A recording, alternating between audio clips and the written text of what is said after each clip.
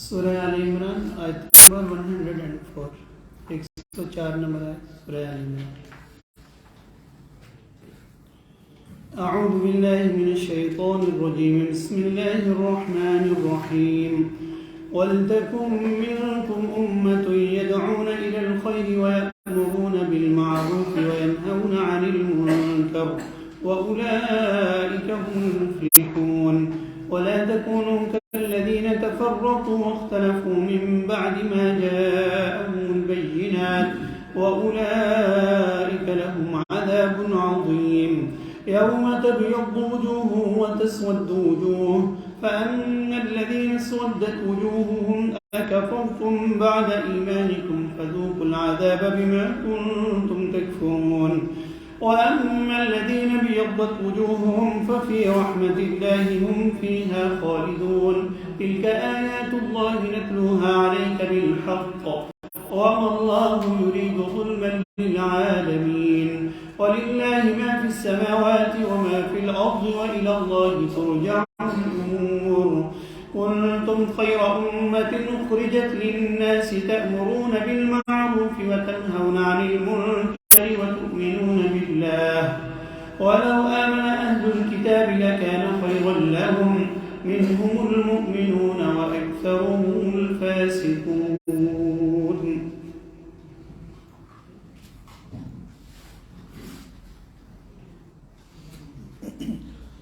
اعوذ باللہ من الشیطان الرجیم بسم اللہ الرحمن الرحیم. اس سے قبل ہم نے جو آیات کل پڑھی تھی آیت نمبر 102 اور اس سے آگے کیا ایمان لانے والوں اللہ سے ڈرو جس طرح کرنے کا حق ہے اور مرتے دم تک مسلمان رہنا اور سب مل کر اللہ کی رسی کو مضبوطی سے پکڑ لو اور تفرقے میں نہ پڑو اور اپنے اوپر اللہ کی اس نعمت کو یاد کرو جو اس نے تم پہ کی. جب تم دشمن تھے ایک دوسرے کے دشمن تھے تو اس نے تمہارے دلوں کو جوڑ دیا اور اللہ کی نعمت سے تم بھائی بھائی بن گئے اور تم آگ کے گڑھے کے کنارے پر تھے تو اللہ نے تمہیں اس میں گرنے سے بچا لیا. اس طرح اللہ تمہارے لیے اپنی آیات کو کھول کر بیان کرتا ہے تاکہ تم ہدایت پاؤ. تو اب یہ امت بن گئی کہ سب مل کر اللہ کے رسی کو مضبوطی سے پکڑ لو تفرقے میں نہ پڑو. یعنی تم اب ایک امت بن چکے ہو ایک جماعت بن چکے ہو.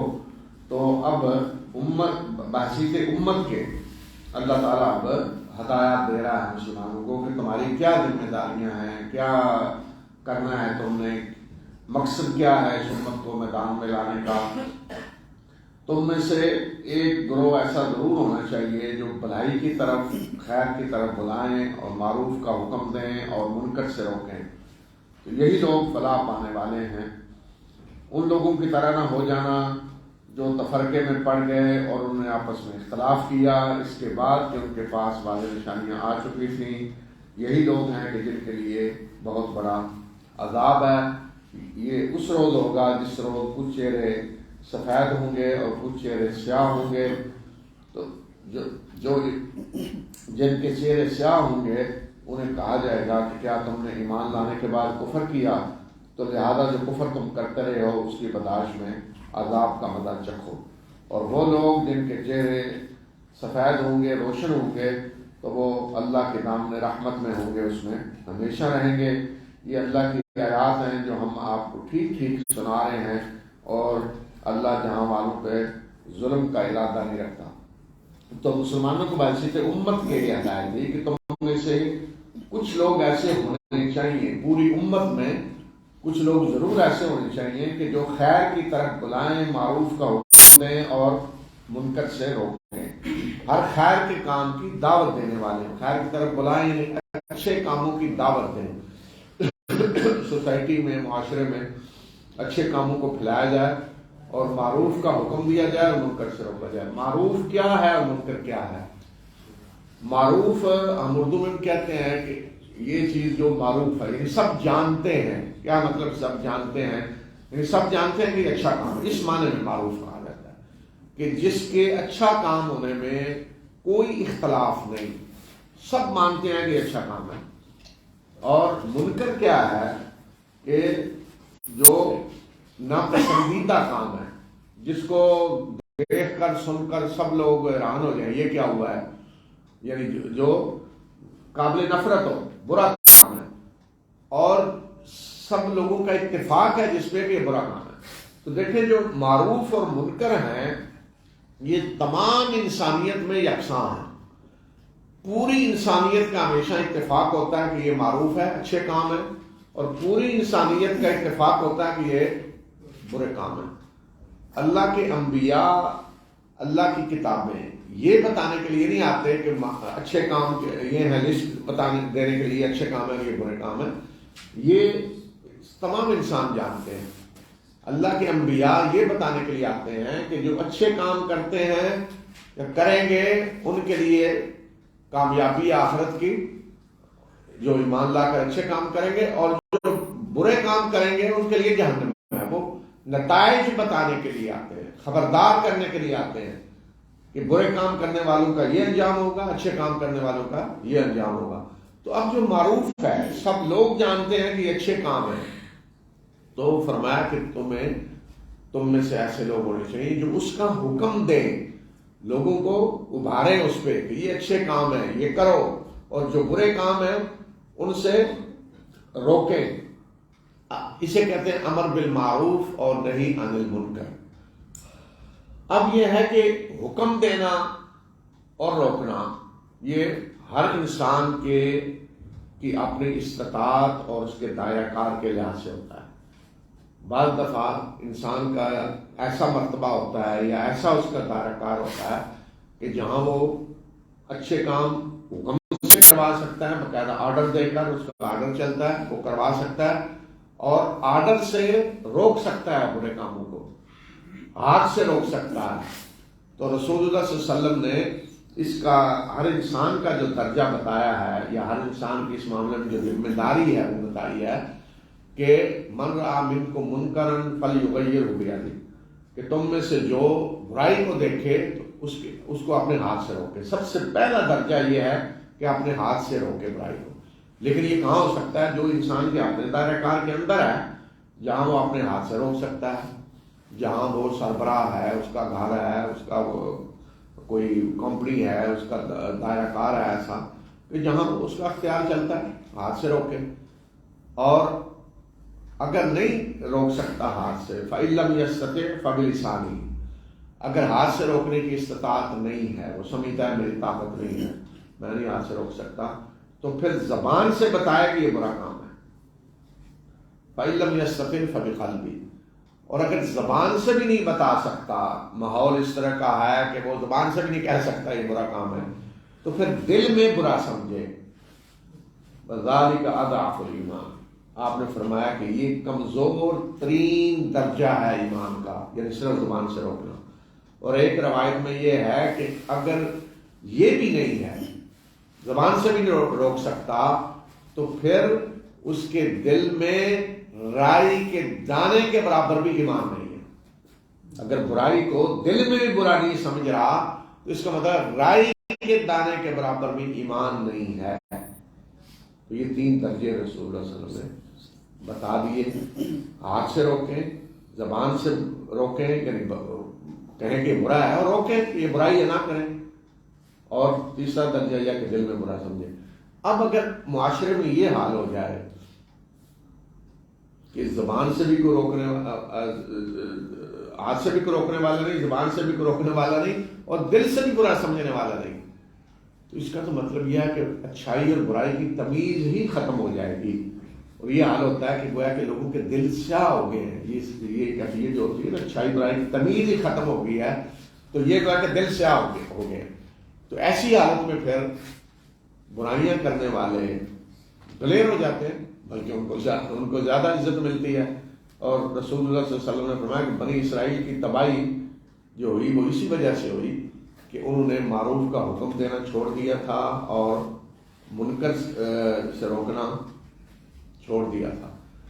اور اگر وہ کسی کو کہتے بھی تھے کہ یہ برا کام کر رہے ہو تو دوسرے دن اسی کے ساتھ بیٹھ کر کھا پی رہے ہوتے تھے، گویا کہ کوئی تمیز نہیں، کوئی فرق نہیں پڑتا، یہ برا ہے.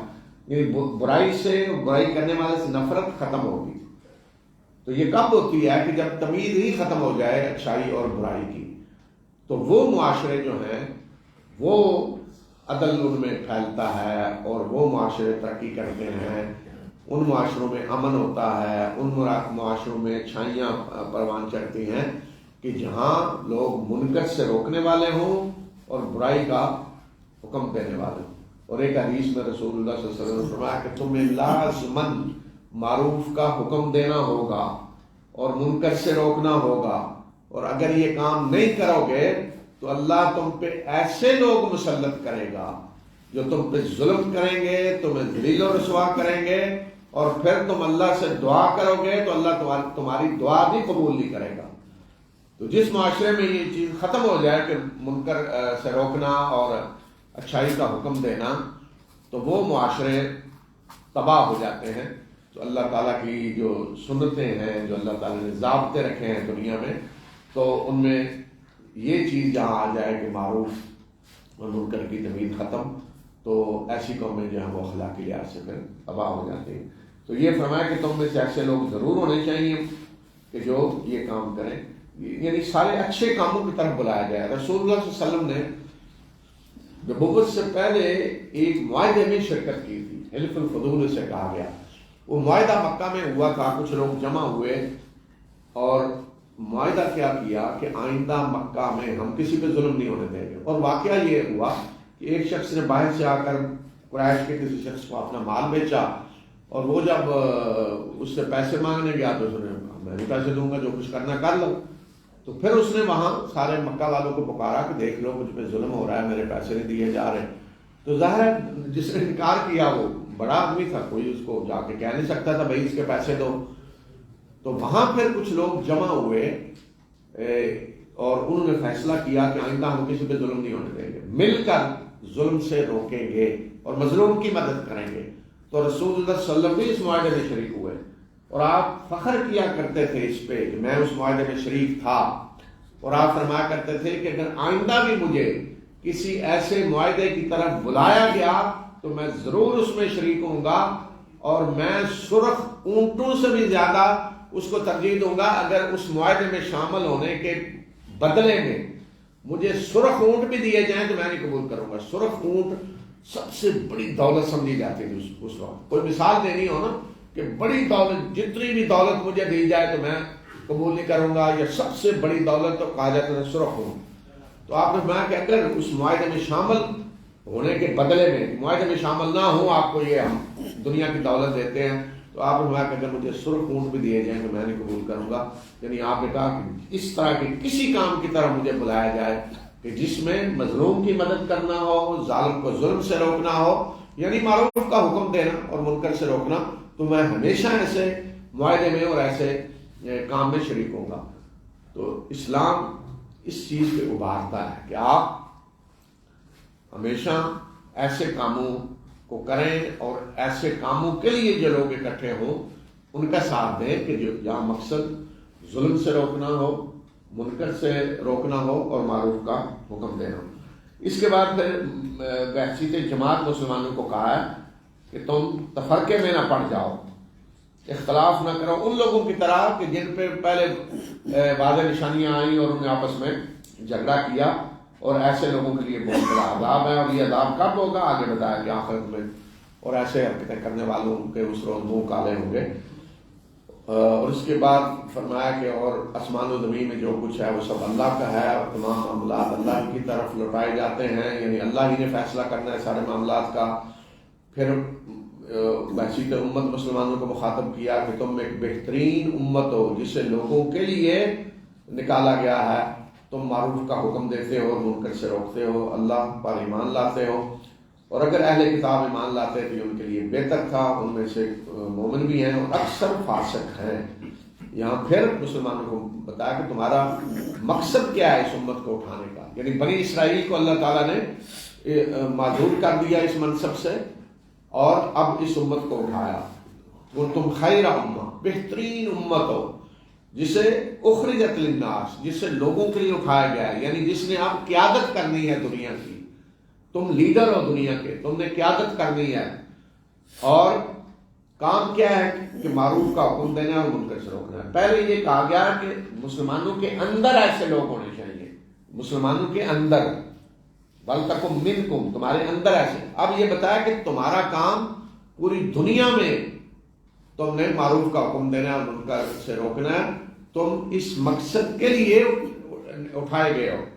اب تمہیں اللہ نے اس منصب پہ فائز کیا ہے کہ پوری دنیا میں یہ کام تم نے کرنا ہے۔ جیسے فرض کریں آج ادارے ہیں ایسے UN ہے، اس طرح کے ادارے، تو وہاں ذمہ داری ہے مسلمانوں کی، یا اگر مسلمان آج ایک پاور ہوتے جس طرح کہ یہاں اللہ تعالیٰ نے فرمایا کہ ایک بہترین امت، تو اس امت کا کام کیا تھا کہ اس طرح کے اداروں میں سب سے آگے بڑھ کر معروف کا حکم دینے والے ہوں، معروف کو پھیلانے والے ہوں، منکر کو روکنے والے ہوں، ہر اس کام میں آگے بڑھ کر حصہ لیں جس میں معروف کو پھیلایا جا رہا ہو، انسانوں کی بھلائی بہبود کے لیے کام کیا جا رہا ہو، ظلم سے روکنے کے لیے آواز جہاں اٹھانے کی ضرورت ہے، تو اس کام میں تمہیں فرمایا سب سے آگے ہونا چاہیے۔ اور پھر اہل کتاب کے بارے میں فرمایا کہ وہ اگر ایمان لاتے تو ان کے لیے بہتر تھا، انہیں اللہ تعالیٰ نے موقع دیا۔ یہودی بھی یہاں مراد ہے اور عیسائی بھی، فرمایا ان میں مومن بھی ہیں، ایمان لا رہے ہیں، لیکن اکثر کا حال یہ ہے کہ وہ فاسق ہیں۔ لن يضروكم إلا أذى وإن يقاتلوكم يولوكم الأدبار ثم لا ينصرون ضربت عليهم الذلة أينما ثقفوا إلا بحبل من الله وحبل من الناس وباءوا بغضب من الله وضربت عليهم المسكنة ذلك بأنهم كانوا يكفرون بآيات الله ويقتلون الأنبياء بغير حق ذلك بما عصوا وكانوا يعتدون ليسوا سواء من أهل الكتاب أمة قائمة يتلون آيات الله آناء الليل وهم يسجدون يؤمنون بالله واليوم الآخر ويأمرون بالمعروف وينهون عن المنكر ويسارعون في الخيرات وأولئك من الصالحين وما فعلوا من خير فلن يكفروه والله عليم بالمتقين إن الذين كفروا لا تغني عنهم أموالهم ولا أولادهم من الله شيئا وأولئك أصحاب النار هم فيها خالدون مثل ما ينفقون في هذه الحياة الدنيا كمثل ريح فيها سر أصابت حرث قوم ظلموا أنفسهم فأهلكته وما ظلمهم الله ولكن أنفسهم يظلمون يا أيها الذين آمنوا لا تتخذوا بطانة من دونكم لا يألونكم خبالا ودوا ما عنتم قد بدت البغضاء من أفواههم وما تخفي صدورهم أكبر قد بينا لكم الآيات إن كنتم تعقلون ها أنتم أولئك تحبونهم ولا يحبونكم وتؤمنون بالكتاب كله وإذا لقوكم قالوا آمنا وإذا خلوا عضوا عليكم الأنامل من الغيظ قل موتوا بغيظكم إن الله عليم بذات الصدور إن تمسسكم حسنة تسؤهم وإن تصبكم سيئة يفرحوا بها وإن تصبروا وتتقوا لا يضركم كيدهم شيئا إن الله بما يعملون محيط۔ یہ آیات جو بھی آپ نے سنی ہیں ان میں مسلمانوں کو اہل کتاب کی، اور اہل کتاب ویسے تو اصطلاح یہودی عیسائی دونوں کے لیے ہے، لیکن یہاں خاص طور پہ یہودی جو سازشیں کر رہے تھے تو ان اہل کتاب کی سازشوں کے بارے میں آگاہ کیا جا رہا ہے اور مسلمانوں کو تسلی دی جا رہی ہے کہ یہ تمہارا کچھ نہیں بگاڑ سکتے اور کس طرح تم نے ان سے ہوشیار رہنا ہے۔ یہ تمہیں کوئی نقصان نہیں پہنچا سکتے سوائے کچھ ستانے کے، اور اگر یہ تم سے جنگ کریں گے تو پیٹ پھیر کر بھاگیں گے اور پھر ان کی کہیں سے کوئی مدد نہیں کی جائے گی۔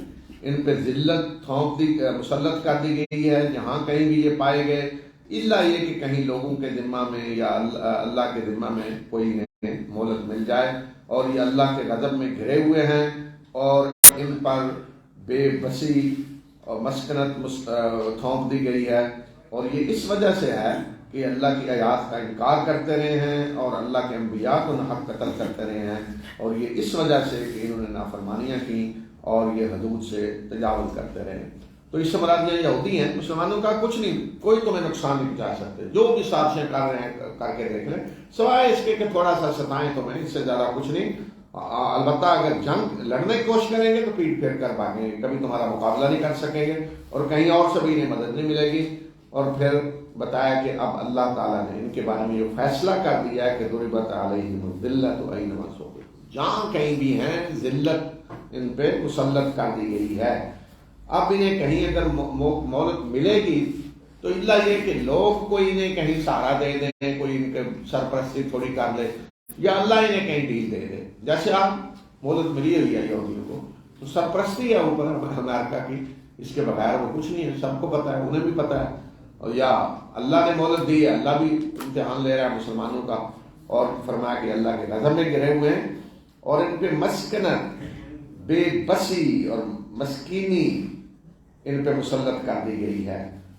یہ سزا ہے جو اللہ کی طرف سے انہیں ملی، اور بتایا کہ یہ کیوں سزا ملی، ان کے جرائم بتائے، اور پھر دیکھیں عدل جو ہوتا ہے وہ یہ ہے، ایک ہے نا کہ جس کے دشمن ہے تو پھر مکمل اس کی کوئی اچھی چیز بھی نظر نہیں آتی، اور جس کے ساتھ اچھے ہیں اس کی کوئی برائی بھی نظر نہیں آتی۔ یہ نہیں ہونا چاہیے، عدل ہونا چاہیے، جو صحیح ہے بات صحیح ہے، جو غلط ہے غلط۔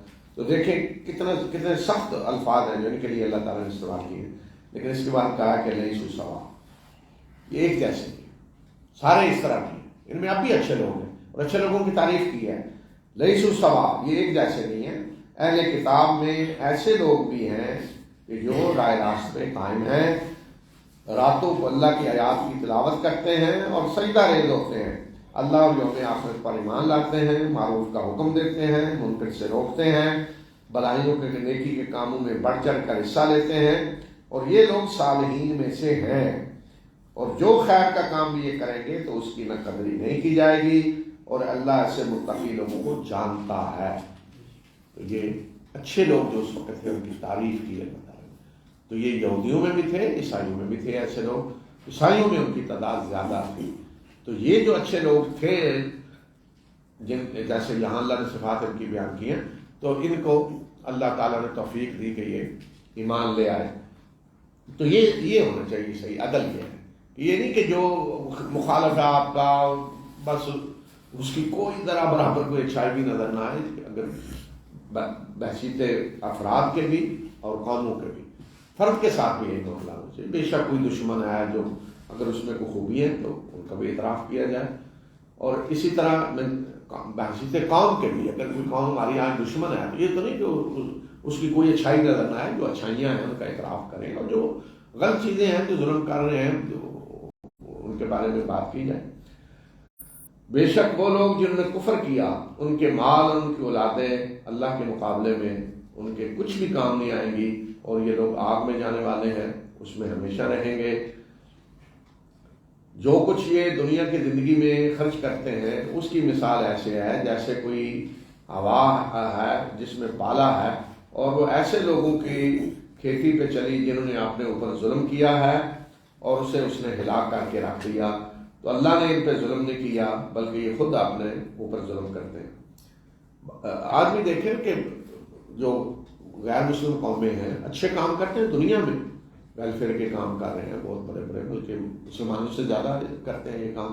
تو اس کا جواب دیا کہ جو کچھ یہ خرچ کرتے ہیں دنیا کی زندگی میں تو آخرت میں کوئی اجر نہیں ملے گا اس کا، اس لیے کہ وہ ایمان نہیں رکھتے۔ تو آخرت میں اجر اس چیز کا ہے کہ جو ایمان لا کر کام کیا جائے۔ حتیٰ کہ آج اگر کوئی مسلمان آخرت میں اجر کے لیے نہیں کچھ کر رہا، دنیا کے لیے کر رہا ہے، تو اسے بھی کوئی اجر نہیں ملے گا۔ بے شک وہ مسلمان ہے، اللہ پر ایمان رکھتا ہے، آخرت پر، اللہ کے رسولوں پر، کتابوں پر، لیکن اگر اس نے کوئی خرچ کیا ہے، کسی فقیر کو دیا ہے، اللہ کے راستے میں کچھ کیا، لیکن وہ آخرت میں اجر کی امید نہیں رکھتا، وہ چاہتا ہے دنیا میں اس کی تعریف کی جائے، تو اسے بھی آخرت میں کوئی اجر نہیں ملے گا۔ تو اس طرح اگر کوئی غیر مسلم ہے تو وہ تو پھر آخرت میں اجر کی امید پہ نہیں وہ کر رہا، دنیا کے لیے کر رہا ہے۔ یہ فرمایا کہ دنیا ہی میں ختم ہو جائے گا، جیسے کہ کسی کھیتی کے اوپر ایسی ہوا چلے کہ جو سخت، جس میں سردی ہو، ایک ہوتا ہے نا گرم ہوا جلا دیتی ہے، تو سخت سردیوں میں جو ٹھنڈی ہوائیں چلتی ہیں وہ بھی فصلوں کو تباہ کر دیتی ہیں۔ تو اس طرح فرمایا کہ ان کی یہ فصل دنیا ہی میں تباہ ہو جائے گی۔ اے لوگوں جو ایمان لائے ہو، اپنے سوا دوسروں کو اپنا رازداں نہ بناؤ، وہ تمہاری کسی بھی خرابی سے کوئی فائدہ اٹھانے سے نہیں چوکتے، اور جو تمہیں تکلیف پہنچتی ہے وہ انہیں پسند ہے۔ دشمنی ان کے منہ سے ٹپک رہی ہے، اور جو کچھ ان کے دلوں میں ہے وہ اس سے بھی زیادہ بڑا ہے، یعنی دو اندر ان کے نفرت اور بغض ہے تمہارے خلاف، وہ اس سے بھی زیادہ بڑا ہے۔ ہم نے تمہارے لیے آیات کو اچھی طرح کھول کر بیان کر دیا اگر تم عقل سے کام لیتے ہو۔ تو یہ بار بار جو کہا جا رہا ہے تو یہ انصار کو کہا جا رہا ہے، کیونکہ انصار کے یہودیوں سے تعلقات تھے، دوستیاں تھیں، تو یہودی تو اب ان سے نفرت کر رہے تھے، ان کے دلوں میں بغض پیدا ہو چکا تھا مسلمانوں کے خلاف، لیکن مسلمان ابھی تک سادگی سے سمجھ رہے تھے کہ یہ اسی طرح ہمارے دوست ہیں، تعلقات اسی طرح ہیں۔ تو یہ بتایا کہ اپنے لوگوں کے سوا، مسلمانوں کے سوا کسی کو رازداں نہ بناؤ۔ تو یہ جو یہودی ہیں یہ تمہاری ہر غلطی سے فائدہ اٹھائیں گے، تمہاری ہر کمزوری سے فائدہ اٹھائیں گے، تو ان کے منہ سے بھی دشمنی ظاہر ہو رہی ہے، اور جو کچھ سینوں میں ہے وہ تم نہیں جانتے، وہ تو اس سے بھی زیادہ بڑا ہے۔ پھر مسلمانوں کو کہا کہ دیکھو یہ تم ہی ہو کہ تم ان سے محبت کرتے ہو، وہ تم سے محبت نہیں کرتے، حالانکہ تم تو ساری کی ساری کتابوں پہ ایمان لاتے ہو، اور جب یہ تم سے ملتے ہیں تو کہتے ہیں کہ ہم ایمان لائے، اور جب یہ تم سے جدا ہوتے ہیں تنہائی میں تمہارے خلاف غصے کی وجہ سے اپنی انگلیاں کاٹتے ہیں۔ انہیں کہہ دیں کہ اپنے غصے میں مر جاؤ، بے شک اللہ سینوں کے راز جانتا ہے۔ تمہیں اگر کوئی کامیابی ہوتی ہے تو انہیں تکلیف پہنچتی ہے، اور اگر تمہیں تم پہ کوئی مصیبت آتی ہے تو یہ بڑے خوش ہوتے ہیں، اگر تم صبر کرو اور تقوی اختیار کرو کہ ان کی چال تمہیں کوئی بھی نقصان نہیں پہنچا سکتی، بے شک جو کچھ یہ کر رہے ہیں اللہ اس کا احاطہ کیے ہوئے۔ تو دیکھیں سب سے بڑی نشانی کیا ہوتی ہے کہ کون دشمن ہے اور کون دوست ہے۔ دشمن وہ ہوتا ہے کہ جو آپ کی تکلیف پہ خوش ہو اور آپ کی مصیبت پہ غمگین ہو۔ یہ دوست وہ ہوتا ہے کہ جو آپ کی تکلیف پہ غمگین ہو، اور دشمن وہ ہوتا ہے جو آپ کی تکلیف پہ خوش ہو۔ تو اب مسلمانوں کو کہا کہ تمہیں اگر کوئی تکلیف پہنچتی ہے، تم پہ کوئی مصیبت آتی ہے تو یہ بڑے خوش ہوتے ہیں، اور تمہیں اگر کوئی کامیابی ہوتی ہے تو یہ مصیبت میں پڑ جاتے ہیں، ان پہ مصیبت آ جاتی ہے، تمہیں کسی کامیابی میں نہیں وہ دیکھنا چاہتے، اور مصیبت آئے تو بڑے خوش ہیں۔ تو یہ نشانی بتائی، تو اس طرح فرمایا کہ ان کو پہچان لو کہ تمہارے دشمن ہیں۔ البتہ جو چالیں جو چل رہے ہیں تو کوئی چال ان کی تمہیں کوئی نقصان نہیں پہنچا سکتی، جو کچھ یہ کر رہے ہیں اللہ ان کا احاطہ کیے ہوئے۔ اب آگے جو آیات آ رہی ہیں یہ موضوع ہے سارا جنگ احد کے بعد جو آیات نازل ہوئی، ان میں جنگ احد پہ پورا تبصرہ ہے، تجزیہ کیا گیا ہے۔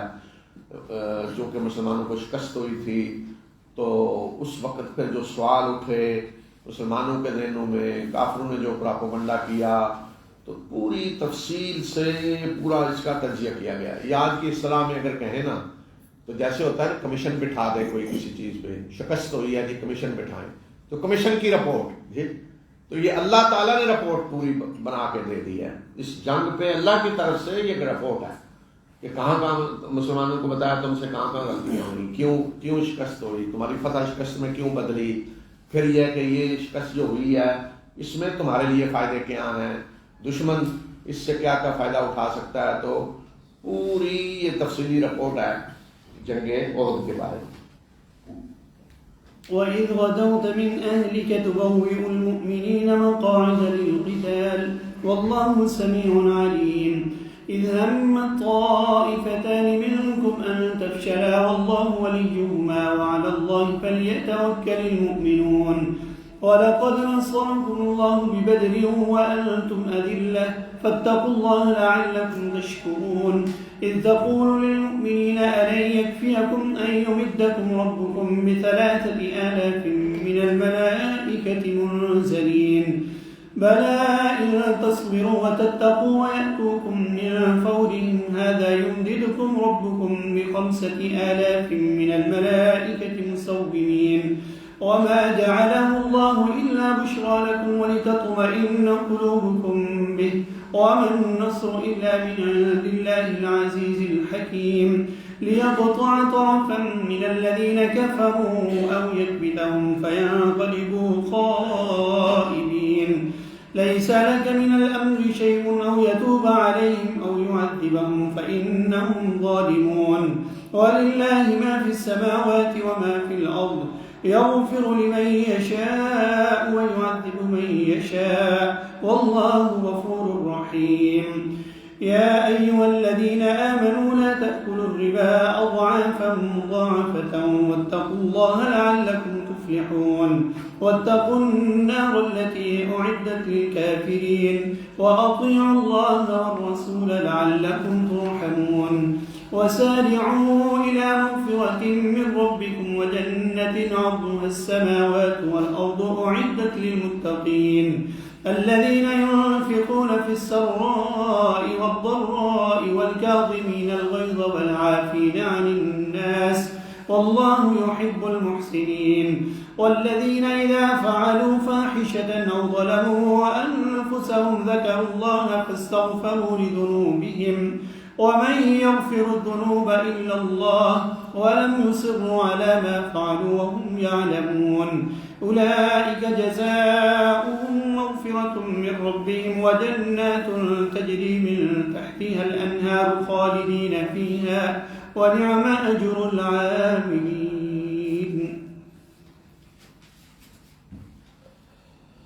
اور اس وقت کو یاد کرو کہ جب آپ اپنے گھر سے نکلے اور مسلمانوں کو جنگ کے مورچوں پہ آپ مقرر کر رہے تھے اور اللہ سننے والا اور جاننے والا ہے، نبی صلی اللہ علیہ وسلم کو مخاطب کیا کہ وہ منظر سامنے نہ آئے. دیکھیں کہ جب آپ گھر سے نکلے یعنی مدینہ منورہ سے نکلے اور مسلمانوں کو احد میں جنگ کے مورچوں پہ متعین کر رہے تھے. یہ خاص طور پہ جو کہا جنگ کے مورچوں پہ متعین کر رہے تھے، تو اس لیے کہ رسول اللہ صلی اللہ علیہ وسلم نے خاص طور پہ اس جنگ میں جس چیز کا سب سے زیادہ اہتمام کیا تھا وہ تیر اندازوں کے دستے کو مقرر کیا تھا ایسی اونچی جگہ پہ کہ مسلمانوں کی پیٹھ پیچھے سے دشمن حملہ نہ کر سکے، کہ مسلمان ایسی پوزیشن میں تھے کہ اگر پیچھے سے دشمن آ کے حملہ کر دے تو پھر مسلمان نہیں بچ سکتے تھے. جیسے سمجھے کہ یہ یہاں سے ادھر قریش ہیں اور ادھر پیچھے احد ہے اور ادھر مسلمان آگے بڑھ کے یہ میدان جنگ ہے. تو اب اگر قریش جو ادھر ہیں وہ ادھر سے آ کر ادھر سے پیچھے مسلمان آگے آ چکے ہیں، پیچھے سے آ کے حملہ کر دیں تو آگے بھی دشمن اور پیچھے سے بھی دشمن آ جائے. تو یہاں ایک پہاڑ تھا جسے آج جبل الرمات کہتے ہیں کہ تیر اندازوں کا پہاڑ مشہور ہو گیا. تو چھوٹا سا پہاڑی ہے، احد کی طرح نہیں، چھوٹی سی. تو اس پہ رسول اللہ صلی اللہ علیہ وسلم نے تیر اندازوں کے دستے کو مقرر کیا تھا کہ پیچھے سے حملہ نہیں ہونے دینا، اور انہیں تاکید کی تھی کہ کسی بھی حالت میں یہ جگہ نہیں چھوڑنی، فتح ہو شکست ہو.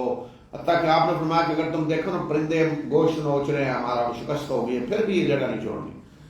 لیکن انہوں نے جب دیکھا کہ فتح ہو گئی ہے تو انہوں نے جگہ چھوڑ دی. تو اس لیے خاص طور پر اس طرح توجہ دلائی کہ جب آپ مقرر کر رہے تھے انہیں.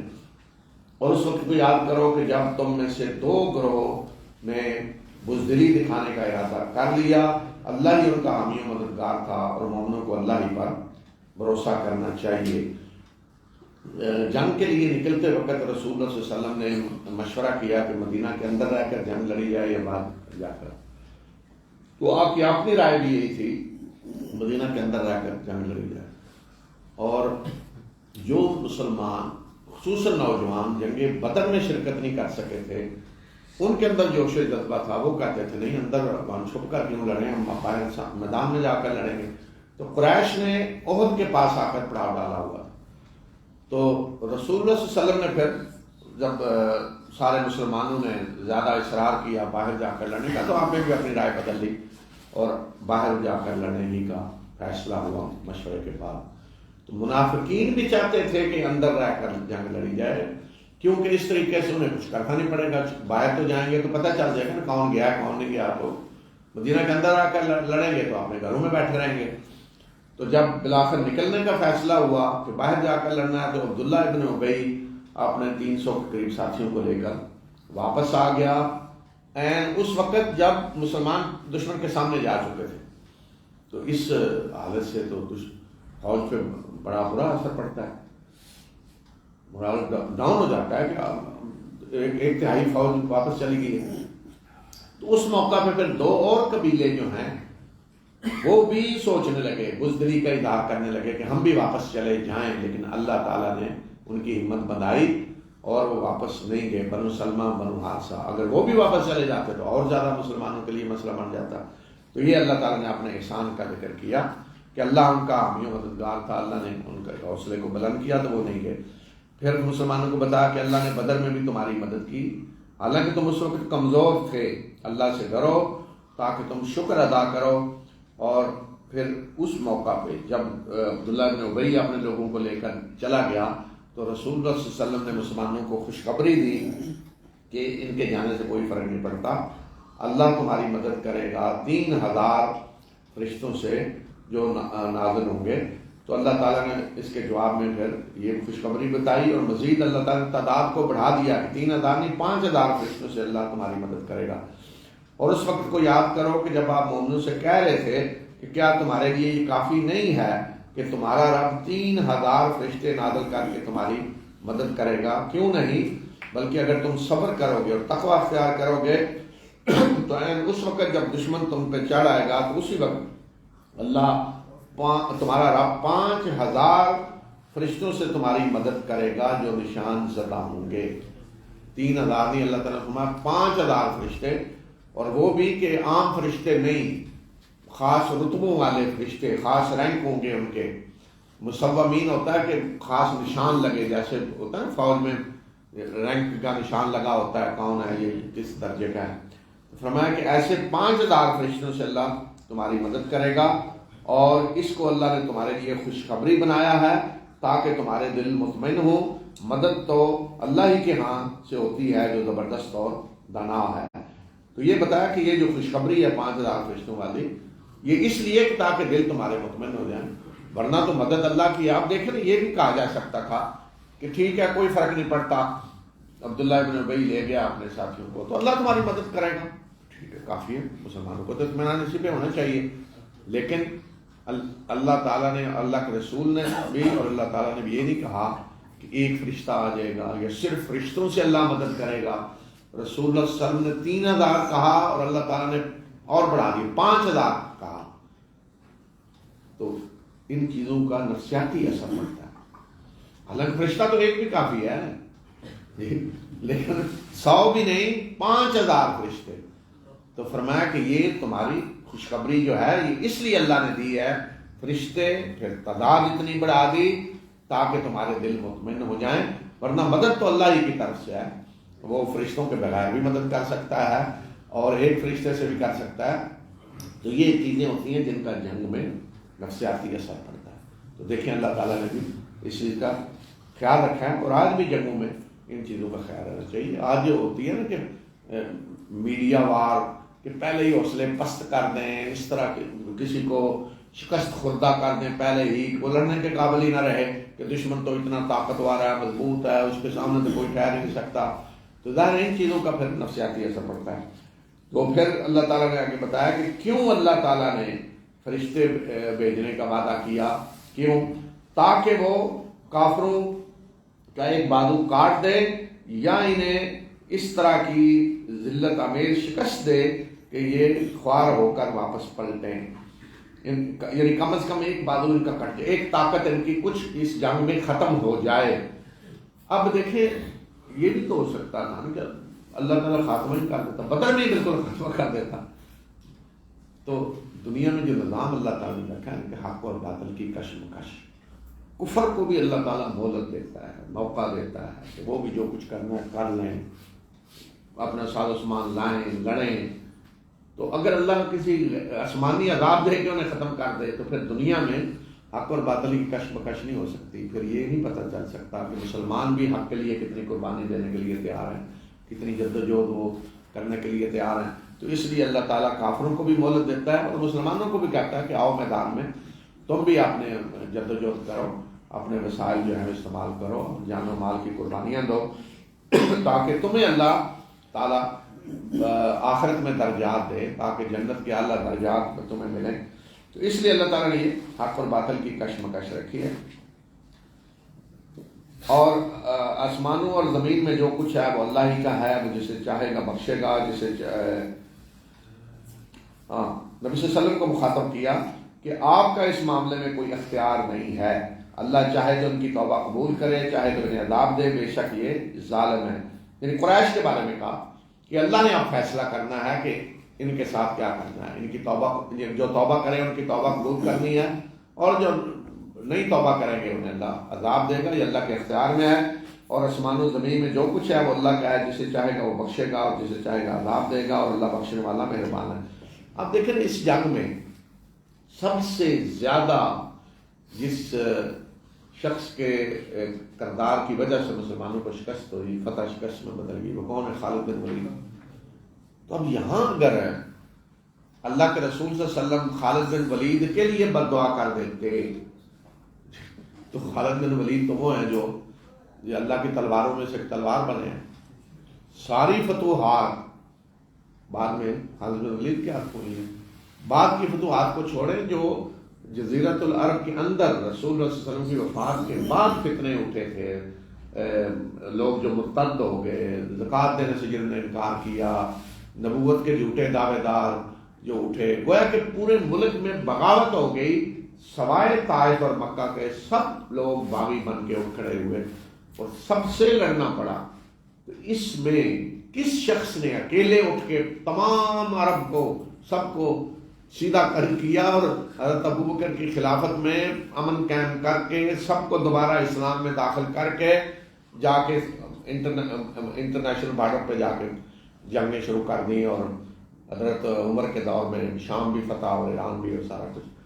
یہ کون تھا؟ خالد بن ولید۔ اس لیے اللہ تعالیٰ نے فرمایا کہ یہ اللہ کے اختیار میں ہے، جس کو اللہ چاہے گا توبہ کی توفیق دے گا اور جس کو چاہے گا عذاب دے گا اللہ تعالیٰ۔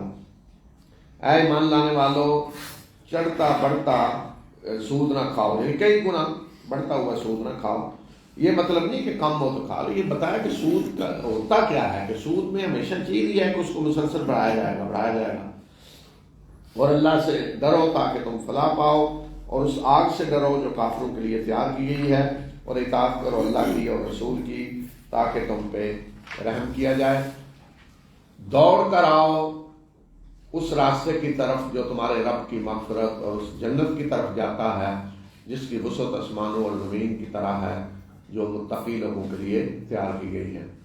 تو جنت کا دیکھیں یہاں بھی ذکر ہے، بتایا اللہ تعالیٰ کی متقی لوگوں کے لیے تیار کی گئی ہے، یہ نہیں کہا مسلمانوں کے لیے تیار کی گئی ہے، اس لیے کہ مسلمان تو ایک دعویٰ ہے نا، کوئی شخص کہتا نہیں میں مسلمان ہوں، لیکن حقیقت میں وہ اللہ کے قانون کی پابندی کر رہا ہے تو وہ کیسے پتہ چلے گا؟ جب وہ تقویٰ اس کے اندر ہے، اللہ کے قانون کی پابندی کرتا ہے۔ تو اس لیے جنت کا ذکر قرآن میں جہاں بھی آیا ہے، زیادہ تر جگہ، صرف ایک دو جگہ ہیں جہاں کہا گیا ہے مسلمانوں کے لیے، ورنہ سب جگہوں پہ کہا کہ متقی لوگوں کے لیے تیار کی گئی ہے۔ اور فرمایا کہ دوڑ کر آؤ وسارعوا، اور اس میں یہ بھی ہوتا ہے کہ سب لوگ جیسے دوڑ رہے ہیں اور ایک دوسرے سے آگے نکلنے کی کوشش کر رہے ہیں، جیسے دوڑ ہو رہی ہے، مقابلہ کون جیتتا ہے، کون آگے بڑھتا ہے، تو سارے کا مطلب ہے کہ سب دوڑ کر آؤ، مقابلہ کرو کون آگے نکلتا ہے۔ تو یہ مقابلہ کس راستے پہ ہونا چاہیے؟ کہ جو راستہ تمہارے رب کی مغفرت کی طرف جا رہا ہے، جنت کی طرف، پوری کائنات جیسی وہ جنت ہے، متقی لوگوں کے لیے تیار کی گئی۔ اور یہ متقی لوگ کون ہیں؟ یہ وہ لوگ ہیں کہ جو خرچ کرتے ہیں خوشحالی میں بھی اور بدحالی میں بھی، اور اس سے کچھ پانے والے ہیں اور لوگوں سے درگزر کرنے والے ہیں۔ اللہ ایسے نیکوکاروں کو پسند کرتا ہے، یعنی جو ہر حال میں خرچ کرتے ہیں، خوشحال ہو تب بھی، حالات خراب ہیں تب بھی۔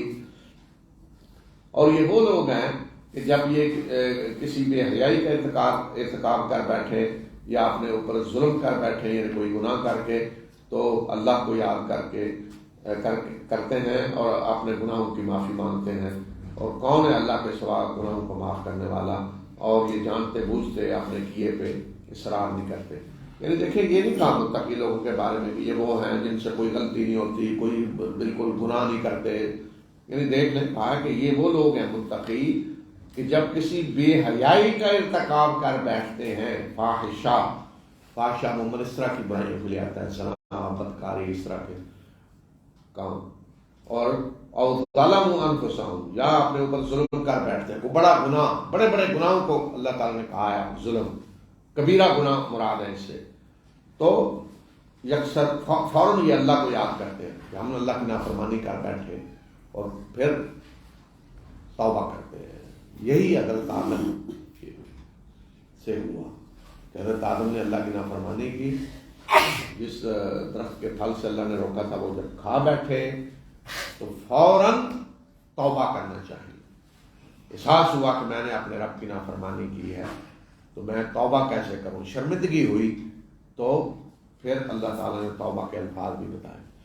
تو یہ ہے تقویٰ کہ اگر گناہ کر بیٹھے بندہ، اللہ کی نافرمانی کر بیٹھے، کوئی بڑے سے بڑا گناہ کر بیٹھے، تو اس پہ اصرار نہ کرے، فوراً اسے یاد آئے کہ میں نے اپنے رب کی نافرمانی کی ہے، شرمندہ ہو اور اپنے گناہوں کی معافی مانگے. تو یہ فرمایا کہ وَمَن يَغْفِرُ الذُّنُوبَ إِلَّا اللَّهُ، کہ اللہ کے سوا کون ہے گناہوں کو بخشنے والا. تو ایسے لوگ پھر فوراً اپنے رب کی طرف دوڑتے ہیں، گناہوں کی معافی مانگتے ہیں اور جانتے بوجھتے کہ یہ اپنے کیے پہ اصرار نہیں کرتے. یعنی یہ نہیں ہوتا کہ گناہ پہ گناہ کرتے جا رہے ہیں اور پتہ ہے اور ڈٹے ہوئے ہیں. تو آج دیکھیں نا، ہم لوگوں نے جو تقوی کا معیار بنایا ہوا ہے، ایک طرف تو ہے نا بالکل کوئی احساس ہی نہیں جو بھی ہو رہا ہے، اور دوسری طرف جو تقوی کا معیار ہم نے بنا دیا ہے نیک آدمی، تو وہ تو اللہ کا معیار نہیں ہے جو ہم نے بنا دیا ہے. ہم ہمارے یہاں تو نیک آدمی وہ ہے جو گویا کہ فرشتہ ہے، اسے نیک آدمی سمجھے، جس سے کوئی غلطی نہ ہو، کوئی ذرا برابر کوئی گناہ کوئی غلطی نہ ہو، وہ نیک آدمی. بس اللہ سے ڈرنے والا، ذرا غلطی ہو جائے تو بس گیا، اسے وہ ایسے فتوے لگا دیں گے اور یہ جہنم میں پھینک دیں گے دنیا میں. اللہ تعالیٰ کا یہ نہیں ہے معیار میں متقی لوگوں کا جو ہم نے آج بنایا ہوا. متقی وہ نہیں ہے کہ جس سے کوئی غلطی نہ ہو، متقی وہ نہیں ہے جو کوئی گناہ نہ کرے. متقی وہ ہے کہ اگر گناہ کر بیٹھے جذبات سے مغلوب ہو کر تو فوراً اللہ سے معافی مانگے، توبہ کرے. یہ شخص متقی ہے. رسول اللہ صلی اللہ علیہ وسلم نے فرمایا کہ تم انسان ہو، ابن آدم ہو، خطا کار ہو، تم سے غلطیاں ہوں گی، وخیر الخطائین التوابون، سب سے بہترین خطا کار کون ہے؟ جو اپنی غلطیوں پہ توبہ کرتے ہیں، معافی مانگتے ہیں. تو فرمایا کہ یہ وہ لوگ ہیں کہ جن کا بدلہ ہے ان کے رب کی طرف سے مغفرت، اور ایسے بغات جن کے اندر نہریں بہہ رہی ہوں گی ان میں وہ ہمیشہ ہمیشہ رہیں گے. تو فرمایا کہ کتنا بہترین اجر ہے کام کرنے والوں کے لیے، جو عمل کرنے والے ہیں تو ان کے لیے اللہ نے کتنا بہترین اجر رکھا ہے، جنت، ہمیشہ کی زندگی، ابدی بادشاہی. کس کے بدلے میں؟ یہ تھوڑی سی جو مہلت ہے دنیا میں، اس میں جو کام کرتے ہیں اللہ کے لیے تو کتنا اجر اللہ نے رکھا ہے ان کے لیے. قد خلت من قبلكم سنن فسيروا في الأرض فانظروا كيف كان عاقبة المكذبين. هذا بيان للناس وهدى وموعظة للمتقين. ولا تهنوا ولا تحزنوا وأنتم الأعلون إن كنتم مؤمنين. إن يمسسكم قرح فقد مس القوم قرح مثله وتلك الأيام نداولها بين الناس وليعلم الله الذين آمنوا ويتخذ منكم شهداء والله لا يحب الظالمين وليمحص الله الذين آمنوا ويمحق الكافرين. أم حسبتم أن تدخلوا الجنة ولما يعلم الله الذين جاهدوا منكم ويعلم الصابرين. ولقد كنتم تمنون الموت من قبل أن تلقوه فقد رأيتموه وأنتم تنظرون. وما محمد إلا رسول قد خلت من قبله الرسل أفإن مات أو قتل انقلبتم على أعقابكم ومن ينقلب على عقبيه فلن يضر الله شيئا وسيجزي الله الشاكرين. وما كان لنفس أن تموت إلا بإذن الله كتابا مؤجلا ومن يرد ثواب الدنيا نؤته منها ومن يرد ثواب الآخرة نؤته منها وسنجزي الشاكرين. وكأي من نبي قاتل معه ربيون كثير فما وهنوا لما أصابهم في سبيل الله وما ضعفوا وما استكانوا والله يحب الصابرين. وما كان قولهم إلا أن قالوا ربنا اغفر لنا ذنوبنا وإسرافنا في أمرنا وثبت أقدامنا وانصرنا على القوم الكافرين فآتاهم الله ثواب الدنيا وحسن ثواب الآخرة والله يحب المحسنين. يا أيها الذين آمنوا إن تطيعوا الذين كفروا يردوكم على أعقابكم فتنقلبوا خاسرين بل الله مولاكم وهو خير الناصرين. سنلقي في قلوب الذين كفروا الرعب بما أشركوا بالله ما لم ينزل به سلطانا ومأواهم النار وبئس مثوى الظالمين.